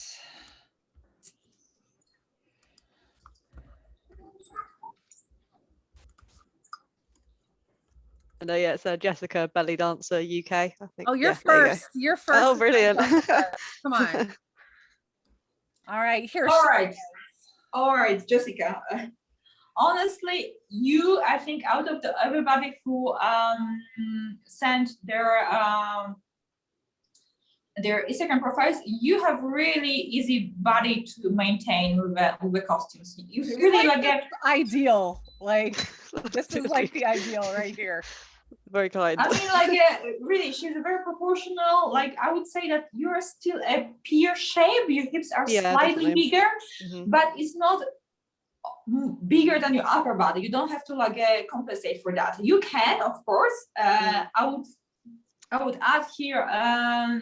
Like I took the padding out of this top, and I think I should have put it back in. To be honest, I think because it was too much before. I think I should have had some padding in the top. I think just to give me a bit of lift. Something about the padding. Yeah, extra push-up in my notes. Don't hesitate about the push-up. You know, don't hesitate because you have this shape that your chest here is kind of. I mean, it's not big, but it's proportional, yeah? And if you're gonna go with your bra size natural one, it's gonna look quite empty, and it's gonna look like your chest is too big for your girls, if it doesn't make sense. Yeah, it does, yeah. Yeah, so this costume is really nice. The only, there's the only thing, oh yeah. I am not sure. I'm hesitating about this costume because it has a straight belt. I think with your body shape, you have a very marked, your torso is short. Yeah, Angela has a long one, you have a short one. I'm like mainly legs and a little torso, basically. That's kind of me. No, like high sleeves do great for you. I think just the better, this belt is not bad, but I would go with V shape, you know, because it's gonna mark your hips, it's gonna mark your waist, and it's gonna make the torso a little bit longer, you know. I wouldn't hesitate about that. Though around your bra in this costume, because this bra kind of brings the vertical line up, right? Yeah. And kind of make this body part longer here. So you see, you compare the breast, like, or the upper body, and with your torso, it looks on this picture almost the same length, you know? If not for this like a neutral tone necklace built in this costume, it would really look like your breast and the leg is almost the same as your torso. I would rather go in your upper body with vertical lines. So off shoulders, or the small sleeves, you know, the small sleeves that end around here. So it ends at the same level of your breast. So it kind of even up with your hips, right? I mean, not that this is much to even up, but I think it's gonna make you more hourglass shape, you know? Yeah. Yeah. Yeah. I think your bigger assets are legs and the waistline, and you are perfect body type to wear the waist belts, you know, the small shiny belts, because you just, it's just asking for it, you know, you have just this cut here and this just a waist. You know, the belts actually drag attention to, as I said, this like a vertical lines drag attention to body parts that we want to expose, kind of. So the vertical line around your waist, perfect, and also a bit more on the upper body. You love this peachy long sleeve top, right? Oh, sorry. Yeah, I had that somewhere. I think it might be a bit further up. I think. Yeah. The peach one, here. And she looked great, and this is exactly why, because you know you have an extra thing going on in your upper body, the shoulders, like even up the hips, and the waist in between looks small. this is what we want, you know. Usually in the designs of a basic costume, we aim to look more hourglass, right? Because in the regular fashion, they want them to be like a straight. No, here we want to put more emphasis More on the curvy, upper yeah. body and the hips, so the waist appear smaller. And you're already like on the, you already look perfect, right? All right. Yeah, very. Let's be rough. Rough. Let's be rough. Oh, well, Yeah, you're making me embarrassed now. no, I mean, yeah, okay, right. I have a few things. If you, again, the same as I said to the rest of the girls, no straight skirts. Only, Angela, she can pull off the straight skirt because she is slim and long. It will work with her legs, but your hips are marked a little bit different way, you know, like you both have marked hips, but in a different way. I wouldn't go with a straight skirt like this, always a mermaid. The Bella costume you have, I think, has slightly too little volume. Up, Katie, up. Is that the pink, the bright pink one? I think it's towards the top. Yeah, the one at the Yeah. beginning, exactly. Yeah. I think you can't see it here, but I am assuming that it has the extra volume starts below the knees, and I think it's slightly too long. How tall are you? I'm average height, about 5'4", 5'5". In So I don't know centimeters? if It's like 168, maybe like 165, 165. Yeah, all right. So you're as tall as me. Well, it's average. It's not super tall. I think this like a super mermaid shape where the extra volume starts below the knees is only good for very tall people who can afford this because you know this mermaid kind of shorten your legs a little bit when it starts very, very low, because it tends to make your hips longer and the legs shorter. I'm sorry, my cat, come. Take a look and tell us what you think. All right, so I would rather add the volume more up, yeah, and a little bit more, to not make it straight and to not start it below the knees. Is that clear? I think so, yeah. So don't start the volume below the knees, have the volume like maybe a circle skirt which has the volume kind of everywhere. Yeah, at least, you know, in the lower part of the tights, you know, it just it just looks better, you know, it doesn't take away from your height. And definitely I would pad the bra more. Yeah, I mean, don't hesitate.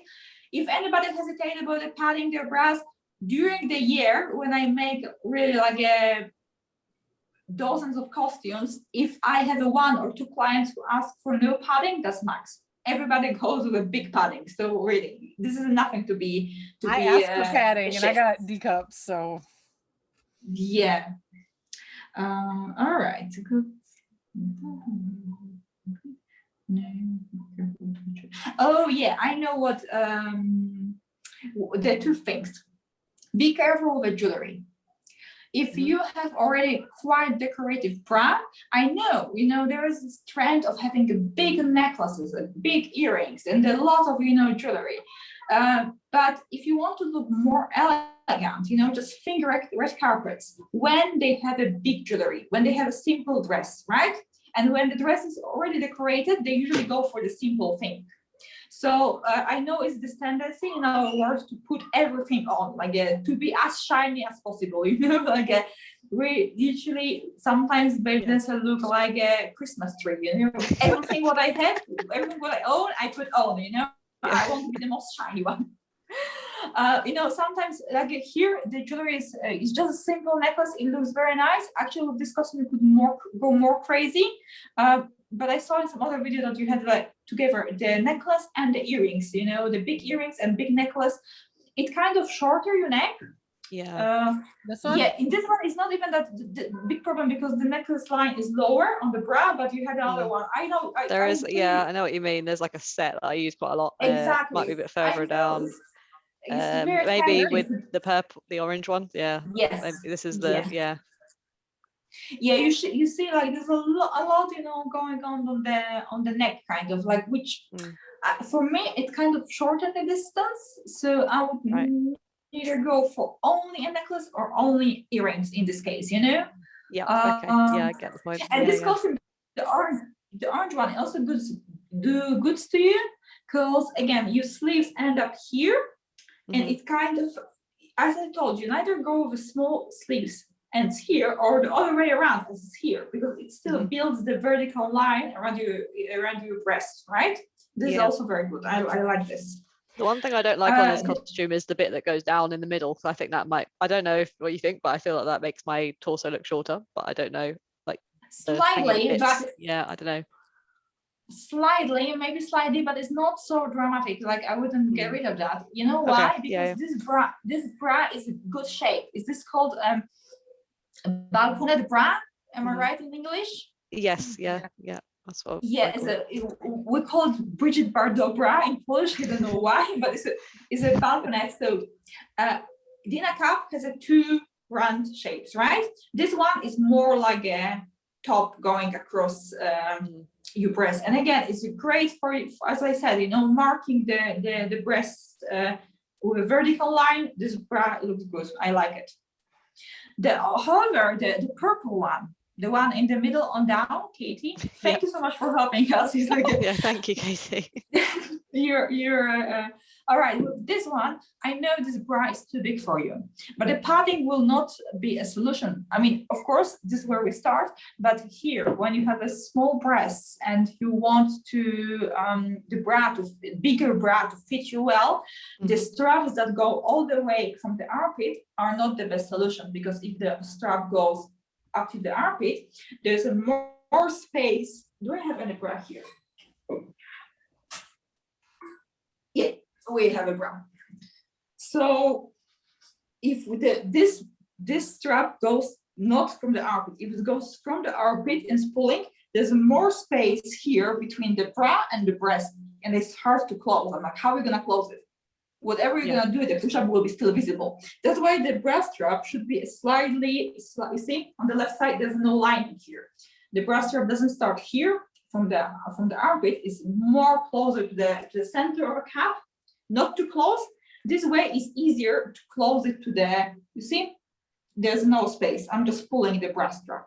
So that's why I think in this bra, it would be better if you move the strap more to the center, slightly. Of course, we don't want the bra strap starting in the middle, it's too much, but slightly closer to close this space here. And we can see that there is a problem there. I mean, the bra is not fitting right to the breast.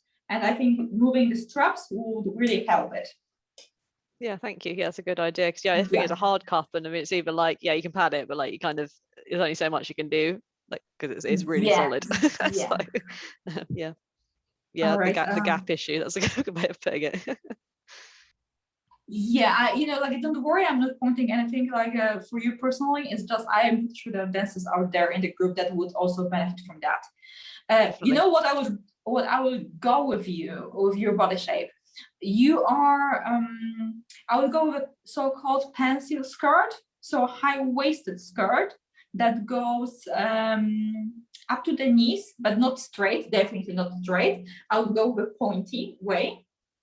So we have a high-waisted with a pointy end, and around the hips, I'm gonna draw it because I'm not sure I'm gonna explain it badly. It's something similar that this purple costume gave me the idea, and I have been making this kind of design before. So the shape of a skirt looks like that, which the sides are cut out for the hips, right? So I think because why? This part sits on your waist is small, perfect. Then you have this kind of pencil looking like skirt, which is marking the hips perfectly. The pointy on the in the middle, so it kind of makes you longer. It's not straight line at the bottom. It can be like pointing down. And for the extra big, extra sexy, the cuts on the sides, like here there's a skin. Or if you don't feel confident showing the skin here, you can also like add a beige or the nude color fabric. I think this would suit you well. Okay, thank you. Yeah, that's interesting. Yeah. All right, pencil skill, Bella. Okay, high sleeves definitely. Oh yeah, you have a one picture which is not belly dance picture. Is you standing over a fire and you have off shoulder top and a high sleeves in this outfit. Yeah, so that was I think a Halloween costume. Yeah. You look perfect in this. Really? Is That's good to know. yeah, So that's what I and need to be also going for belly dance. Okay. yeah, but this is how we do. Like if you're not sure about any of designs for you, go to the regular store for the regular shopping and try to pick up like a beginner belly dancer. Try to pick up the outfit that you might pull off as a belly dance outfit and just see how those shapes look on you.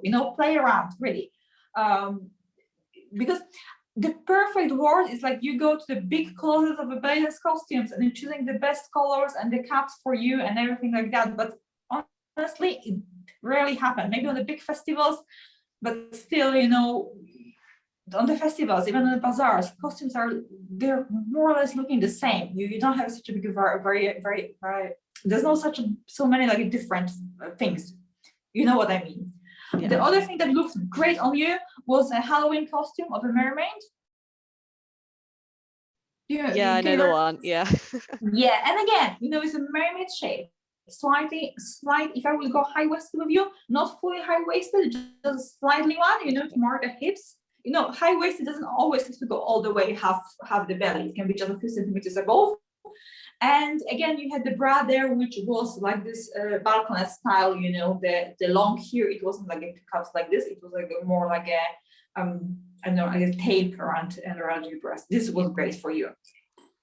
And I am not sure about your undertone color. Yeah, I think I'm quite yellow tone. I don't know if you can see, but I think I'm quite yellow tone. So yeah, my face might look a bit pink, but yeah. I was thinking that you are on the warm side, but it's hard to say on the online. So I would really go with you.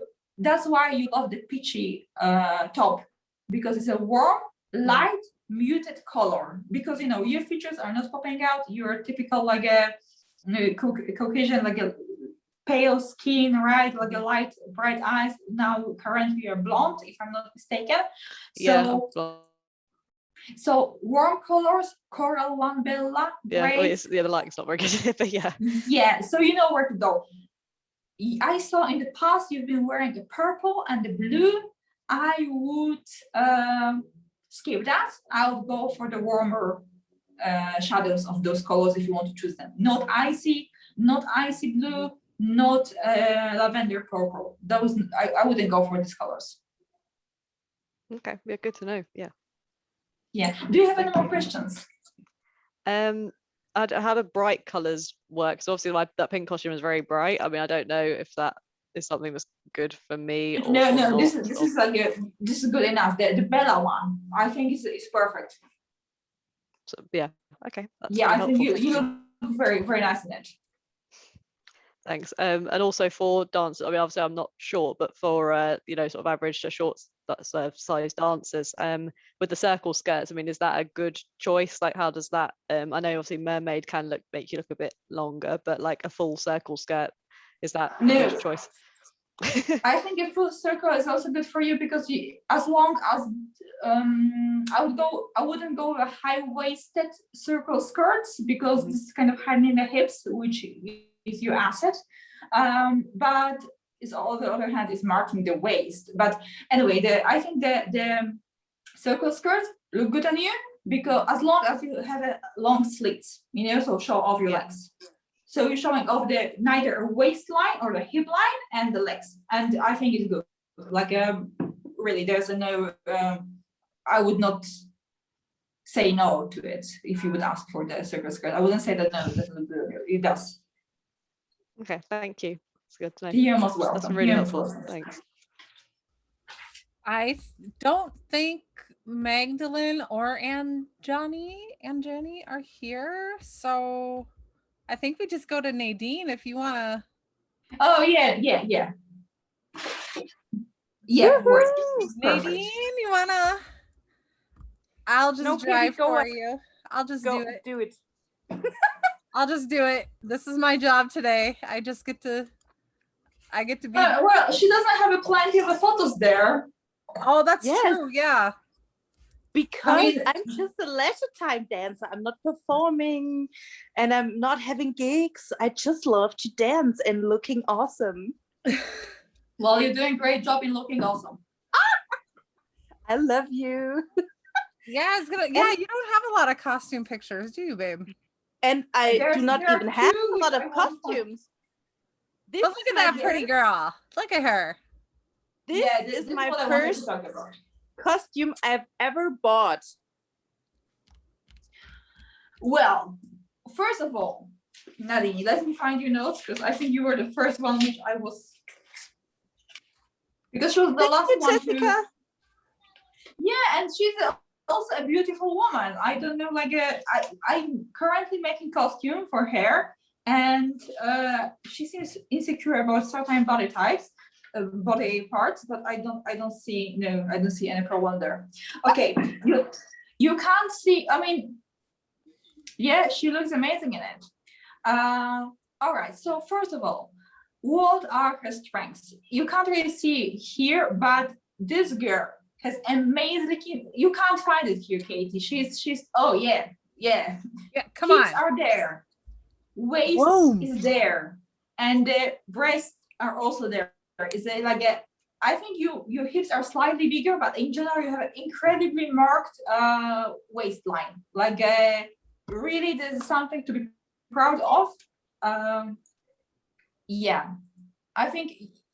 Yeah, Nadine, she's a plus size, but definitely if I would put on the weight, I want to do it this way. She's like the plus size that isn't That everybody wants to be like that. Yeah. No way, because since pregnancy, I look like a blob. I'm really serious. My belly is really awful. Really, I can't get it back in shape. I do not know why. You told me it's Anyway. You told me, yeah. All right. Let's go into it. You told me you have a postpartum separation muscles. Yes, Is yes. the thing you've been trying to tell me in Germany? Yes. Yeah. Exactly. So I mean, having a baby, like what we can do about it is a natural thing. You know, our body is changing, and I'm like, what to do about it? You can't get rid of a baby right now. It won't No! change anything. Put it back. So, okay, I really like your shape. Your curves are amazing, and I think you should be proud of it. A strong side, as I said, is the breast, waist, and your hips. Definitely a strong side. As you said, your weaknesses are your arms. And yeah, I only know about the weaknesses because you sent me measurements, and I know that your arms are irregular. Like one is bigger than the other.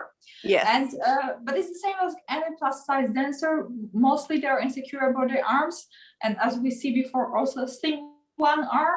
So I think that just a simple sleeves, a tight one will do the job. We don't need more there. You know, here you have a bolero, it's perfect. It can be also shorter.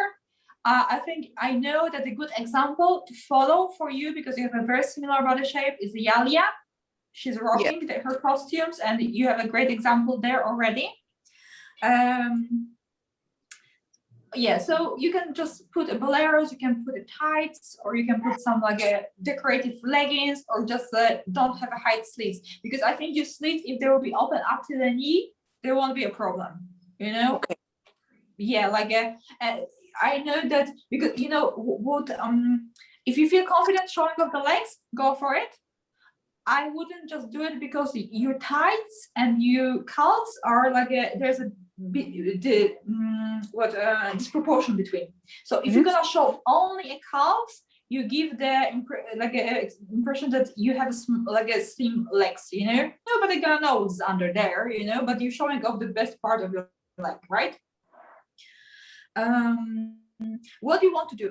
You are a tall person, but because you have so much curves going on, and the torso is not so long, it kind of shorter you know. So the only thing I would change in this costume, which is stunning, I wouldn't go for the skin color bra and the belly part. I would go one solid color. It's the same like with a Katie, you know, when you put one solid color, it kind of makes you longer, right? And honestly, I don't know. I don't see a reasons why there wasn't a solid color here, because maybe the only thing when I would be designing and where I would suggest skin color or like a nude is a belly part, just to pretend that there's nothing on the belly. But other than this, I think the plain color from the head to toe is better for you than cutting you, you know. Definitely not straight belts. Here is not such a big problem because you have overall you have a nice curves, but I wouldn't do a straight belt anyway. I would rather go with a, as I said with a Katie. Here there's a slight of a pattern, that's why it's not so bad, but I would rather go with a one that going with a lace or appliques above the belt. So whenever you're gonna have a bit of, you know, fat sticking out of your belt, it's kind of covered by, you can't see it, you know, you can't see this place when the belt makes the mark on your body and it's showing the loft handles, for example. Is that clear? Yes. Yeah, all right. I'm sorry, I'm just like making sure there are still people here and they're listening to me and I am not talking to myself. All right. I'm just muting my sound because here's always a lot going on. Like the kids, the dogs. No worries, no worries. All right, I would really go with you really long skirts if you feel confident. I know that you are not that advanced dancer yet, but I would suggest you to learn to dance in the very long skirts. I think it's gonna again slim, like you make it taller, and this way, I mean, you're already tall, but if you make yourself like it this way, the line this way, it's kind of like, you know, slim you down a little bit. And if you feel insecure about dancing in the very long skirts, I would suggest, especially if you have this like a circle skirts, shorter in the front and the longer in the back. Yes. So you don't tip over it in the front, but it's still long and nice, right? Though all of this hourglass shape here, like on the belly part, you know, like in this shape, perfect, good for you. You can even go with a full covered dress. And this is what I said to Kate as well, pretending this hourglass shape. You don't have to pretend much. It's just like cutting off a little bit from the waist, like you have so much curves already. It looks beautiful. What else would look, I think, amazing on you? And this is also good for the any plus size dancers, especially hourglass or pear shape. Loose fitted dress. So basically the dress that is loose fitted, a little bit like this top, but goes all the way down, and you add a hip scarf on it, and you kind of like pull it out from the waist. So your hips are tight with a scarf on it. I hope that people can imagine that. And then, you know, again? Fifi Abdu style? Exactly. This is what I'm talking about. Yeah, she put on the waist since her career started. Let's not hide it, you know, that's why she's wearing oversized dress. Then put the hip scarf, you can see hips, they are defined, but anything what is under there, you can't say, yeah, because, you know, it's loose. However, you have a big curves enough to kind of like showing off through this oversized dress, you know, because they're dramatic and they're very nice. So I think that's something that you're gonna look very good. Also, pear-shaped ladies, great. If you have a bit of a belly fat that you're not feeling confident with, this is also a great solution, you know. And people might say, oh, it's only for belly or for shabby. Not really. You know, you can really have the upper part can be more loose with more drapes showing off the bra.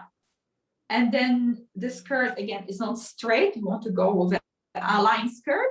And you can still play it off with a being plus size and wanting to cover your body, but don't look too shabby or belly. You know, you can. Fifi Abdu have many dresses that actually are quite elegant, but they're like this loosely fitted. They're just fitting, you know, like showing off the curves because of the scarf on the hips, and that's it. It looks very nicely, and she dances about everything in those. All right. This costume, this is one more thing nice. On the belly you have again lines that are vertical, so again it kind of make you longer. The same, you can't see it on this picture, but this bra is the same like Jessica's EveryBODY costume. It goes up here. It's also very good if you want to add centimeters and in general like make you because if you look taller, you look slimmer. If you want to add that, this straps of a bra going to the halter neck, so there is not a separate strap like here. It goes whole fabric up to the halter neck. It adds this like a vertical line here and make it like a kind of longer, you know, the overall is great, you know, vertical lines here and here, it's great. It adds more like a stretch out this way, it's great. Yeah, this is what I said, just the 2 colors. I don't like this costume has 2 colors because again, it cuts the upper body and the lower body, and we want to kind of go solid here. About the colors, what is under your undertone? So You're a beautician, complicated. you know that. You know, I'm working with color theory as well, and you know, through a lot of ethnic groups mixed up through a lot of years, a lot of times, we mix so much that a lot of people are mixed toned. Like a lot of things fit you, like warm tones and cool tones, and a lot of people you can't define exactly if they're pure cold or pure warm. Yeah, it's really you're more hard for me. neutral. Yes, sometimes, but not in general. It's really, as you said before, it's a little bit complicated. And in my case, my veins are cold, but my skin color is probably not. If I'm tanning, I'm turning like I'm getting really dark from my skin tone, but red as well. Like, yes. Mm-hmm. And I love, and everything fits me, silver and gold, warm tones, cool tones. So I have never an idea what I should wear. Never. Oh, I see. All right. You know, I'm also sometimes confused about my tones because my veins here, they are blue, and if I go lower, Yeah. they are greenish.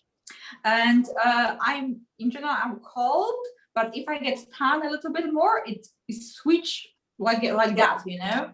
So it's also important, you know, like a U tone can change. Not everybody's tone, but some people's tone can change depending if they're like depending on the season of a year, you know, if you're more tan. Exactly. Yeah. So I would focus in your case, in your general feature, you're darker, you're a bit darker. I wouldn't say very dark, I would say medium. And also your features, I don't know if the makeup, but I think since you have darker hair and during the winter you're, I guess, more pale, so your features are popping from your face, right? The contrast is high. Yes. So, you know, I would go both for the cool and the warm tones, but because the features are you generally dark and the contrast is high, I would go for the clear dark colors, right? So Okay.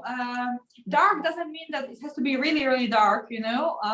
You are not that dark, so I would say like on the darker side, but still like closer to the medium. So that's why this color is good on you, because it's bright, right?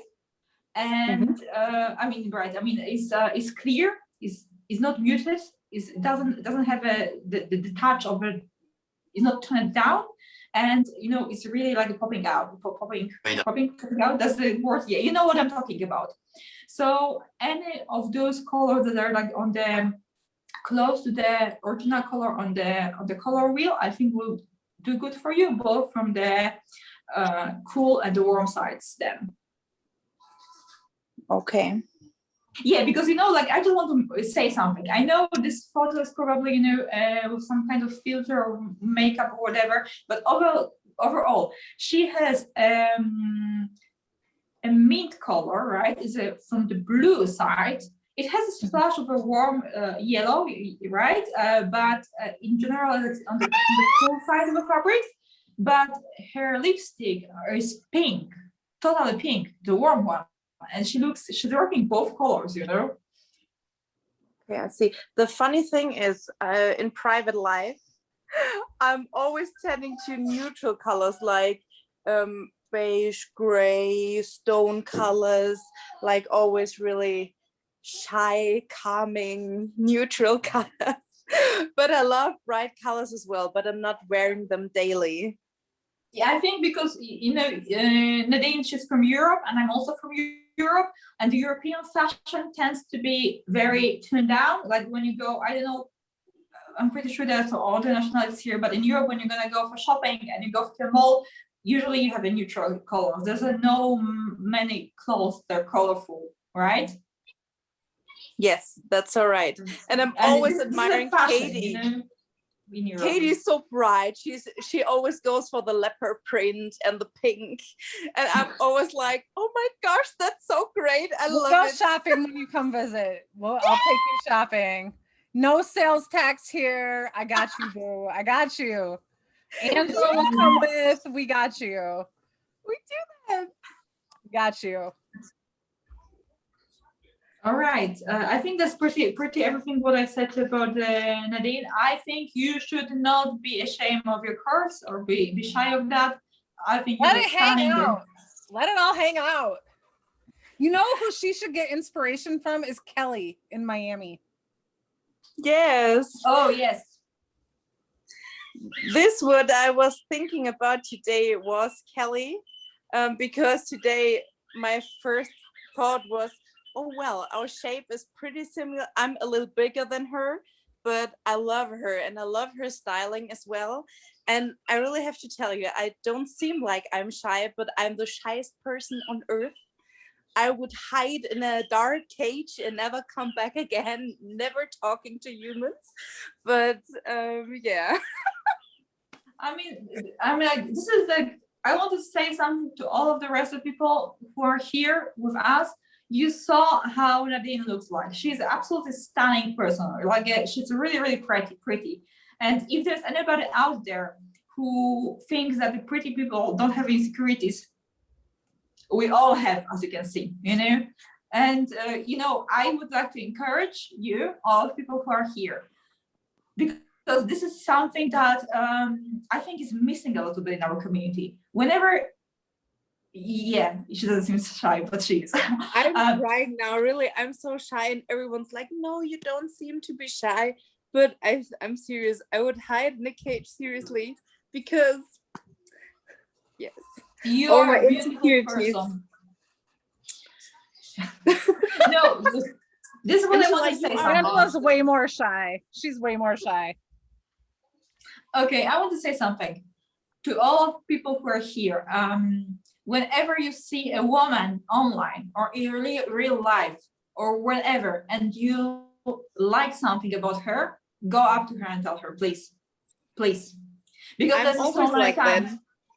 So many times I'm passing some beautiful woman on the street and I shut up about it because I'm too shy to go to her to tell her there's something I like about her. But just think how that would make your day if somebody will come up to you and tell you like, oh, you have a beautiful hair, or you have a beautiful smile, you have a beautiful eyes, or this dress looks amazing on you. It really builds your self-confidence up. We need it, I think, as a women, to not compete with each other, not compare each other body types or skills or whatever. Really bringing, a fashion and in general a costuming and what is my aim in the costuming and making costumes is to make you confident, make you beautiful, and make you confident through that. It's not really a shallow to want to look beautiful. It's it is your security. So if there's some woman out there today or tomorrow that you think that something is amazing about her, go up to her and please tell her, and really you might just make somebody's day. It's true. Well, do we have any last little, this is 2 hours already, so. If there's anybody who would have any questions. What if anybody wants to hop on or share anything or just ask any quick questions? I have nowhere to go. I'm also quite free. It's not like anything's happening anywhere right now, anywhere in the world, really. So might as well get those questions. You got Magda right here for you. And I will be taking everybody through the process of designing with her, and we're going to kind of go through everything step by step, which is going to be pretty cool. I'm excited. I have a question. I'm sorry. Yeah, go ahead. Magda, you have to tell me, my breast is really, really, really heavy because it's pretty big. I'm wearing a, depends on the brand, of course, an F to G cup, the mostly G. What's the under measurement? Yeah, I sent you. I'm not sure. I can repeat it now. I Yeah. can't tell you right now my exact measurements, but it's always an issue, not only for bras. I realized with costumes as well, because these girls have to be up. When they're hanging, they're looking saggy and it doesn't look good at all. And they have to be up, even for chest movements. If they're too much down, it looks awful and you barely can see the movement at all. What's the key to put them up? All right. It's actually very simple, and I'm surprised I didn't mention it before. It's my trick, and I've been working with many dancers over the years, and also had a friend who would, she had a very large breast, and she lose a weight, and she needed the same support as you were saying about, like, so I like to do the crossback, but the crossback really does not give much support, right? Because you're pulling the strap from here across the back. You can't really stretch it much because it's gonna go inside the body. It's gonna create the what I'm talking about, like a lot of handles, but across your back. So what I like to do about the bra for the bigger breast. First of all, the side straps are critical here. They got to be strong. You can't go for the tiny straps. It has to be strong and supportive, because the weight of your breast should sit first on your rib cage. This is the first thing. If there's no enough support, pulling up here really won't change much, because here is already loose, right? So the strong bra straps, don't hesitate from very strong elastic. You can always decorate it. By the way, you can always decorate it. And the second thing, here it's pretty painful, but this is downside of having a big breast. Go with a halter neck. And what I do, I have here one bra like that. Please give me a second. So that's a bra for Shahrazad. We know that she has a heavy breast. So first of all, her bra straps are really far away from here. From the center. They go to the armpit almost. Way too big for me. So here there's a regular crossback. She doesn't need that much support. Her breasts are big, but she's generally like a bigger. Their breasts aren't like that huge, that need that much support. So the side straps are thin. You see. But here there's a crossback that's gonna go on the back, nice and decorative. And here we have this like a secret one. This is an elastic halter neck strap. So for all of you who need extra support, I recommend you to make this. I made them usually from the felt. So it's not elastic, it's strong, it's thick. I cover it with a base fabric, like this. So when you get the bra from me, you get those two straps that go halter neck, and I don't add any hooks here. So basically when you get the bra, you sew them together here. So this way, the bra doesn't pull down. This is strong support. Because on elastic, the breast might start bouncing on the elastic, right? Here, no way. You see, it's a thick, non-elastic halter neck. You sew it together. So when you wear the bra, each time you start with a neck like that, and then you do all of the rest, like all of the rest of straps. I think it's great to have a non-elastic bra straps on the neck only, because any other part of the body doesn't really work well. You need elastic, but this one really gives the support for big breasts, or if you need to pull them strongly.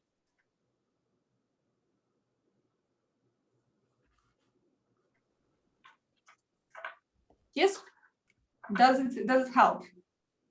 Perfect, thank you. Because this is an issue with this talk wire colored costume I got. It's so elastic and it's so bouncy that I not feel safe. And I'm sure if I'm dancing, they're like wiggle, wiggle, wiggle, wiggle, wiggle, and we can't go like this.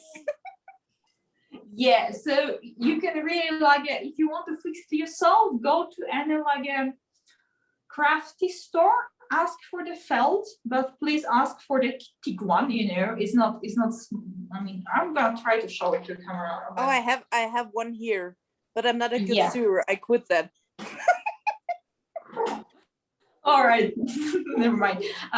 So you can go also to the tailor, and but you know the critical thing is like that this part is not elastic. You see, it's a strong, not elastic thing. I use felt. I like to go with a thick felt like that because I'm sure that it's gonna give support. It's not gonna you know, get elastic because you know some other like even like a thick elastic that's supposed to really stay strong. After some time of a use, they tend to get longer and longer. So this is the best solution, according to me at least. I also had a question. Actually, Yes, two please. questions. Please go. I'm having a lot of my questions answered from you because of the fact that we are working together right now. But in general, do you think I'm also starting to give suggestions to my students and make some basic ones for Indian dancers here? Do you have like generic suggestions about colors for our skin tone? Because I don't think I've ever attended something which can, you know, really give me a general picture about right and wrong like this. Of course, you can't help me with all kinds of shapes and size, but at least with our skin tone, and also about the gap. Somebody brought that up that there is this gap that comes. I face that in my current costumes, and I don't know what to do, how to make that problem kind of go away. It's an old costume from 6 or 7 years ago. You've seen it. It's that pink one, but there is this gap, and I can actually put 2 hands there, and I don't know what to do. How can I fix that right now? And in the same costume, the elastic is turning very old. So it's difficult for me to dance in it, but I don't want to let go of the costume. So how do I kind of do? So those 2 questions and one the general one. Okay, could you please like this because I'm sorry I can't see you. I'm on my phone unfortunately. I don't know if you were showing where the gap is. So the gap is where, in the hips or in the bra? Oh, the gap is in the bra. It's right here. Like it's in the pink costume that I have sent you a picture of before. So there's this huge gap here, and it always kind of happens on my right boob. Like I have 2 costumes with the same problem. Yeah. All right. And then the elastic gap is here. The thing that I now I see you, Demini. So the gap is here, right? Is this gap we're talking about? Yes. Yes. Yes. All right. So the first question is about the skin tones for the Indian or the Middle Asian, you know, people of Middle Asian heritage. So you can still have a cool and a warm skin tone, you know, but in general, I think about the any brown people actually. I was thinking about it recently because in your culture, the colors are so bright, you know, like I come from Europe. Unfortunately, I've never been in India, but used to have been a big fan of the Bollywood movies, and the colors of the outfits are really like great. I would search for the inspiration for the Indian or the brown people within the community. So as I say, search if you're not sure about your favorite colors or favorite colors that you look good in. Go to your wardrobe and see what's your favorite thing you wear. Like you wear the most often. Like what's the colors you are the most often buying. You know, and I'm pretty sure like you know as an Indian person you can find plenty of colorful options in your stores or like in your closet even. Go for it. I would go for inspiration there because you know. It's not without the reason the heritage of a country grow in this direction of those colors. You know, like you really can't. I mean, I come from Poland, and you know our national costumes are never as bright as Middle Asians. It's not without the reason. You know, I would say search for the inspiration there. You know, the brown people look great, the flashy colors. You're like killing it. I'm like all the way, you know, supporting that. About the gap in the bra. So there are 3 factors how to fix the bra. I'm searching for my doll. Please give me a second. I'm gonna bring my helper.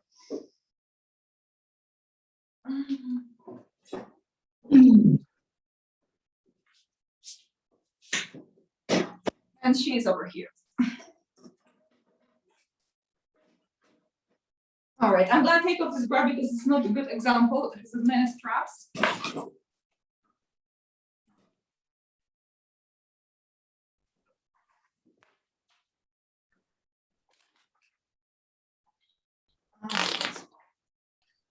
So I'm gonna go, this has, okay, it has hooks, so great. Because you know, the alteration of a bra is the biggest problem. I mean, the one that is most common, and also it's easy to fix if you know how. Oh, let's see.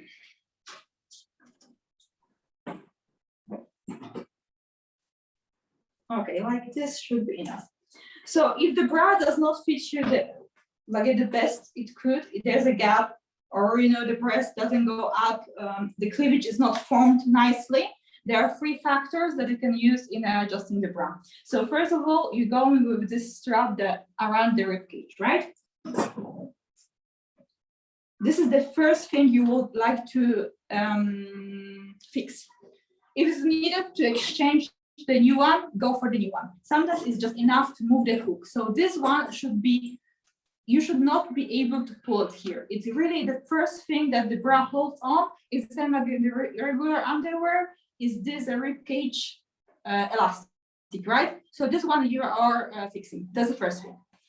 The second thing, depending if you have a halter neck or the crossback like this, or the strap like this. It's a halter. So, yeah, if you have a if you have a strap like this is very important to first fix this one, because if you're gonna pull the straps that go here up, it's gonna, if this is not fixed well, it's gonna bring this part up. It's not gonna help. So this first, then neither this straps, you shorter it. If it's a halter neck, you shorter this one. And if it's a crossback like this, you shorter that, you move a hook from this side, right? The point is like all of the elastic now are adjusted to your body. At this point, the gap should really go way smaller. If the gap is still there, I would suggest you to add a push-up. But where to add the push-up? First of all, add it in the lower part of a cap, like this, diagonal. So it pushes the girls like that, right? If there's a still problem, let me give a, no, I don't have any bra with a push-up curve. Oh, no, I do have.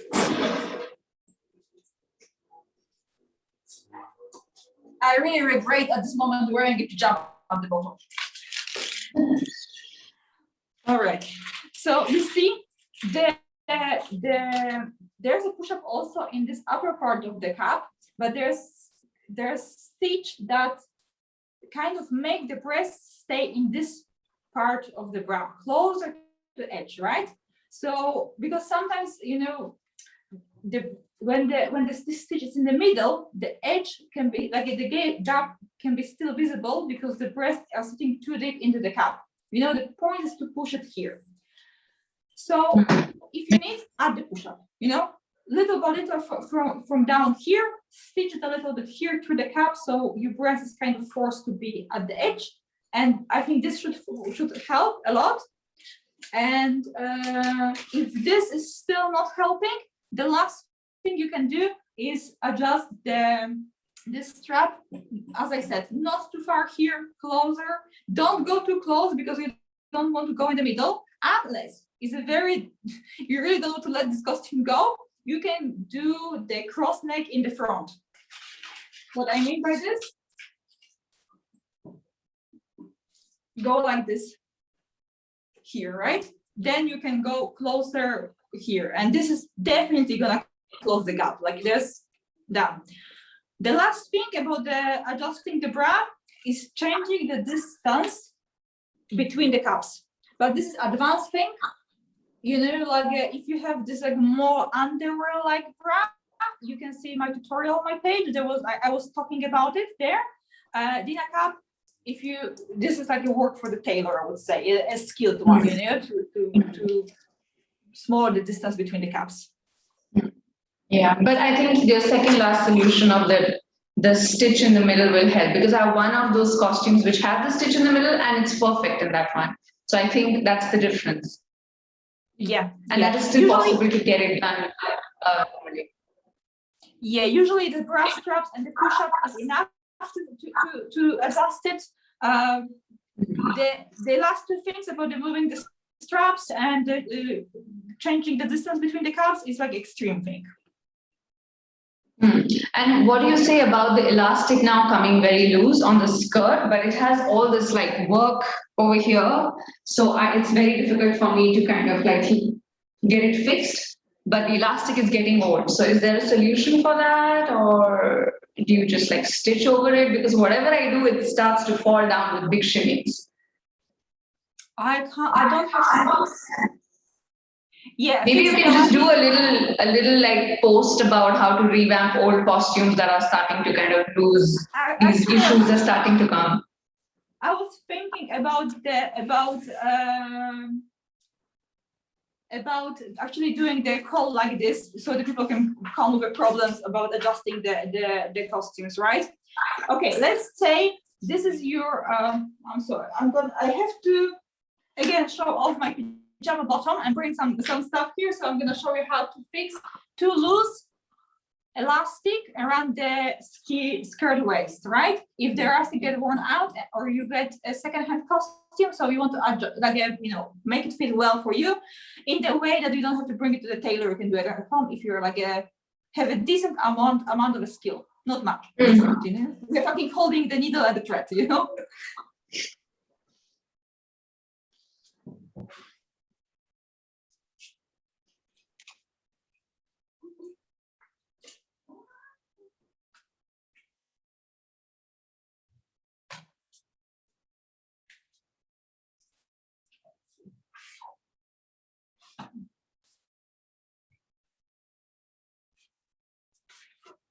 I have all my tools now. All right, so you need a new elastic, right? And what we're gonna do, we're gonna sew new elastic inside existing skirt. You don't have to remove anything. Let's say this is the edge of your skirt. Yeah, inside one, there's already an old elastic, is just there. You will sew a new one. I would suggest you to not sew directly above the old one, existing one, because it's gonna double the layer around the hips and kind of like it's gonna be too thick. So you put it a little bit lower, right? And now what you will do, this is like an Indian style of a stitching elastic, by the way. You go with, I'm gonna stitch it down and show you how you go with the stitch, all right? Indians and also Egyptians, they do similar thing for their costumes usually, or for their work. We are similar in so many ways, it's not even funny. We have like half of the words are same. Yes, yeah. Okay. You see what happened here? You go with a stitching like you kind of create a tunnel from the thread up and down with a zigzag. And now you can go it all the way around, but not necessary. You can, I don't have a scissor right now, I don't want to stand up again. You can cut the elastic here and just add a small part, right?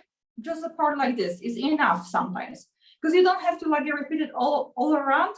You can just add the small part. The only thing you have to remember of when you're adding the small part is you have to secure this end and this end to the fabric, because if you're not gonna secure it, it's gonna go off, So you secure both ends and then do like a up and down. Yeah. Okay, so I can get a new elastic stitch a little below throughout, or not even throughout is also not required. That's what you're saying, right? Like I can get the whole thing done, or I can even do it in parts as long as the two edges are secure, correct? Exactly. Okay, all right. Thank you. This really helps. Thank you. You're most welcome. All right. If anybody has any more questions about like fixing costumes or like fixing it to your body or like anything, I will help with anything.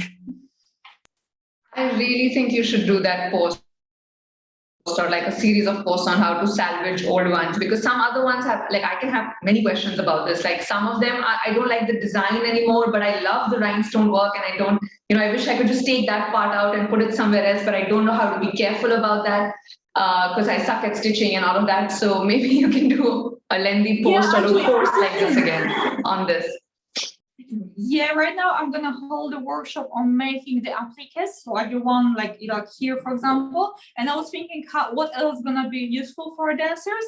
And the other thing I was thinking of, like a soon making, or like if they're gonna be demand, the most popular way of fixing costumes. So if the skirt is too short, if the elastic is too loose, how to fix the bra, how to restore the old bra or old costume so it can be useful again. Or if you buy secondhand, for example, and you have to like make some changes, So yeah, so I think if there's gonna be demand for that, I'm gonna hold the class on that. Love it. All right, great. If anybody would like class like that, please let me know as well, so I know that there's a more demand on that. And not necessarily here, you can text me or let me know on Yes, Instagram. yes, yes, we do need that. I will be happy to help. Well, if we're good, we can probably call it a day. Any other last questions? I had a quick question on skirts. Sorry, feel free to breeze through this. So I wanted to know, like, obviously you've got sort of circle, mermaid, shorter skirts. Like, what do they achieve? Like, yeah, I appreciate we haven't got a lot of time, but what do they sort of achieve? Who are they good for, and who are they not good for? Might be helpful for me anyway. All right, no, of course. So there are basically in belly dance, there are two most common shapes of skirts, plus A-line skirt, but most of them achieve two same or two similar looks. So one of them is like a circle skirt, so it's based on the circle, is a big flowy, you can grab in your hand, it's really like a romantic kind of thing. And the other one is a mermaid, and by mermaid I mean tight in the hips and then more loose in the bottom. And depending on how much fabric do you want to use for the skirt, or how tight you want to make it, you play with volume in this case, with proportions. So those two skirts, I would say that all right. If you want to hide your hips, go with a circle skirt. Hide your hips, I'm not saying only hide because they are too big, but also if they are small and you don't want to show off that they are small. So then you can make a circle skirt and extra more like a appliques or 3D decorations around the hips. So it's gonna make the hip line bigger. So, but also it's not necessarily this. I think the biggest difference between those two is one hides hips more than the other, right? So the mermaid one usually show off the hips. So if out of some reasons you don't want to show them, because I don't know, maybe they are way slimmer than the upper body, then it's better to go with this circle skirt because it adds the volume there. You can't really guess how much is going on there. And so basically if you want to show off your hips, I would rather go with a mermaid one because it's really, really nice. However, if your insecurity is around the thighs, but you like your hips, I would still go with a circle one because the mermaid one also tends to show the thighs, So if you're not happy about this upper part of your legs, then the circle one. What else? Circle one, you can usually show off more of your legs, because in the mermaid style, if you're gonna make high cuts, you lose the effect of showing off the hips, because if you're gonna make a high slit in the mermaid one, it kind of it gets loose in the hips area because it gets open, right? So if you want a high slit, I would rather go with a mermaid one, this is not the purpose, unless you're gonna do some kind of lacing or straps on the legs, so it keeps the shape. So one and the other, it shows off more hips, I think that's the biggest difference. And then we have the where the skirt sits. So this one is, for example, high-waisted. So again, the high-waisted tends to hide a little bit of a belly, not too much, because if you have a very big lower belly, like I would rather go with full dress, because it's kind of like a just emphasize the lower belly if it's too much. You know what I mean, right? So if you have a little bit extra belly fat you want to hide, high-waisted. Yeah, all right. Also high-waisted tends to make your legs longer, and this is never a bad choice. I wouldn't go high-waisted if you have a very small torso, like a very, very small distance here. However, if you have a small distance here and you still want to go high-waisted, you don't have to go all the way to the waist. You can just go to the belly button, like a regular fitted jeans, not the low waist. They're also nice, you know. And this kind of make your legs longer. And also, I love the high-waisted skirts if you like your backside, because it really makes all of the work. You know, like if you have a nice booty, like you go for the high-waisted, because it's really like is a nice thing, right? The short skirts, definitely, if you have a nice legs that you're proud of, go for it and show off your legs.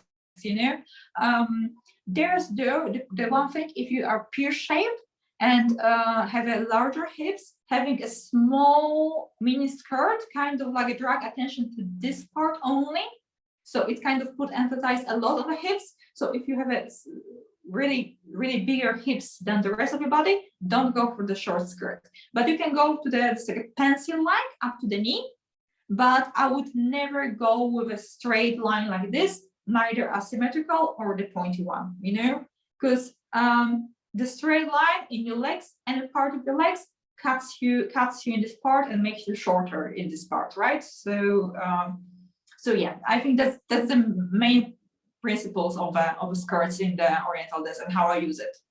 Thank you. Thanks. That was really helpful. You're most welcome.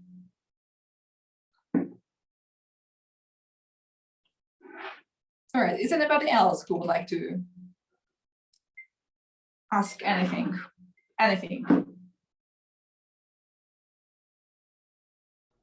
What a rare opportunity.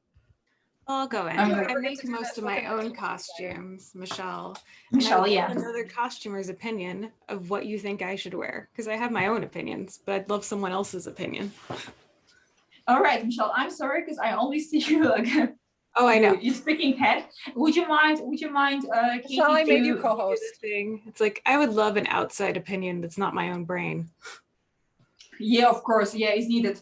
Also, me myself, I would like to hear somebody else's opinion, even though like I kind of know things. But yeah, could you please share your Instagram or any like a dance picture or the one that, I mean, it's gonna be harder live doing it live right now than like preparing upfront to that. But I'm gonna try to do my best. Katie, did you let me? Or are you gonna do it? I made you co-host. Are you comfortable? You're comfortable on Zoom. Yeah, I think I can. Let me find the page because I love tabs. So, let me make it cleaner. 1 second.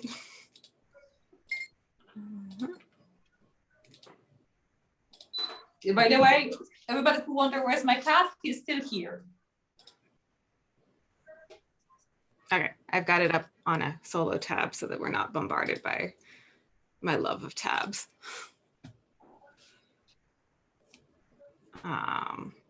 Yeah. I would need neither a full body or Well, that's a full body. all right, so you're pear shaped. Mm-hmm. Yeah. I would agree completely. Yeah, so all right, so I'm gonna go. You are I don't see any flaws, you know, you're a slim, nice shape. Okay, I saw enough.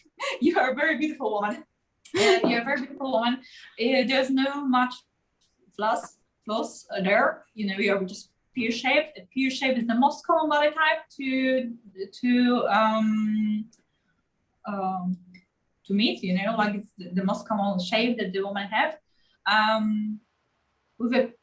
Okay, so the strength of a pear shape is a waist. You have a small waist compared to your hips. And in the general fashion, the big hips are not asset, but in the belly dance, of course it is, because we want to emphasize it. So the only thing that I would like to recommend you to balance out the upper body. That's the only thing. So how to balance out the upper body? If you have a small breasts, go for the bigger bra with a more push-up. The calves that are starting from the sides. Oh yeah, everybody. The longer I do this, the bigger the top half has been padded. Yes. Yeah, and but it's not only the front. It got to go from the sides, So when you look at the front, you see a small waist and the nice hips. So we also want to see the sides kind of the breast. So it goes like our shape totally, right? And whatever that creates the vertical line here, extra bands on the arms can be sleeve that go from the bra strap under here. I don't know if you know Anna Borisova. She's a Russian dancer. Like she tends to really follow Randa and her festival. You can look her up. Not necessarily because she's not your body type, but what she does this strap again, just bands around your shoulders, and she attach them not from the top but from the bottom here of a bra. So whenever she even goes to the sides, with her hands to the sides, it's still like a one line over here, Also, off the shoulders look great on you. I would do something with your back, cross back or something like playing out with the straps there, because you have a slim upper body, so you can add there. There's no problem. And you are the one who can go with big earrings. Of course, try to tone it down, not to give a very big part here, neither earrings or the necklace, but something heavy in the upper part. Yeah, so it gonna turn you in the hourglass shape, right? Something heavy, bigger here. What I would also recommend for the hourglass shape, I know it's kind of outside of the costumes, but big hair. If you're able to make your hair like a more bigger volume, that's great, because it's again even up the hips. What you don't want to do is the same what I was talking about the girls before. No straight skirts, right? We're not doing this. If you want to turn yourself into hourglass, then hourglass this way. So-called pencil skirts, so starting up here and ending around the knees, but not straight again, some pointing or asymmetrical sides. It really put emphasis on the hips. What else in the training wear? Magdalena, there was a dancer that she didn't show up, but she sent her Instagram. She was typical pear shape, and what I've noticed, she was wearing always a pattern leggings and plain top, but with this body proportion, you want to go opposite, a patterns and a heavy on the tops and the more plain on the bottom. So if you, for example, go for the training wear, rather a plain bottom and the more, let's say, pattern upper part, right? Does help.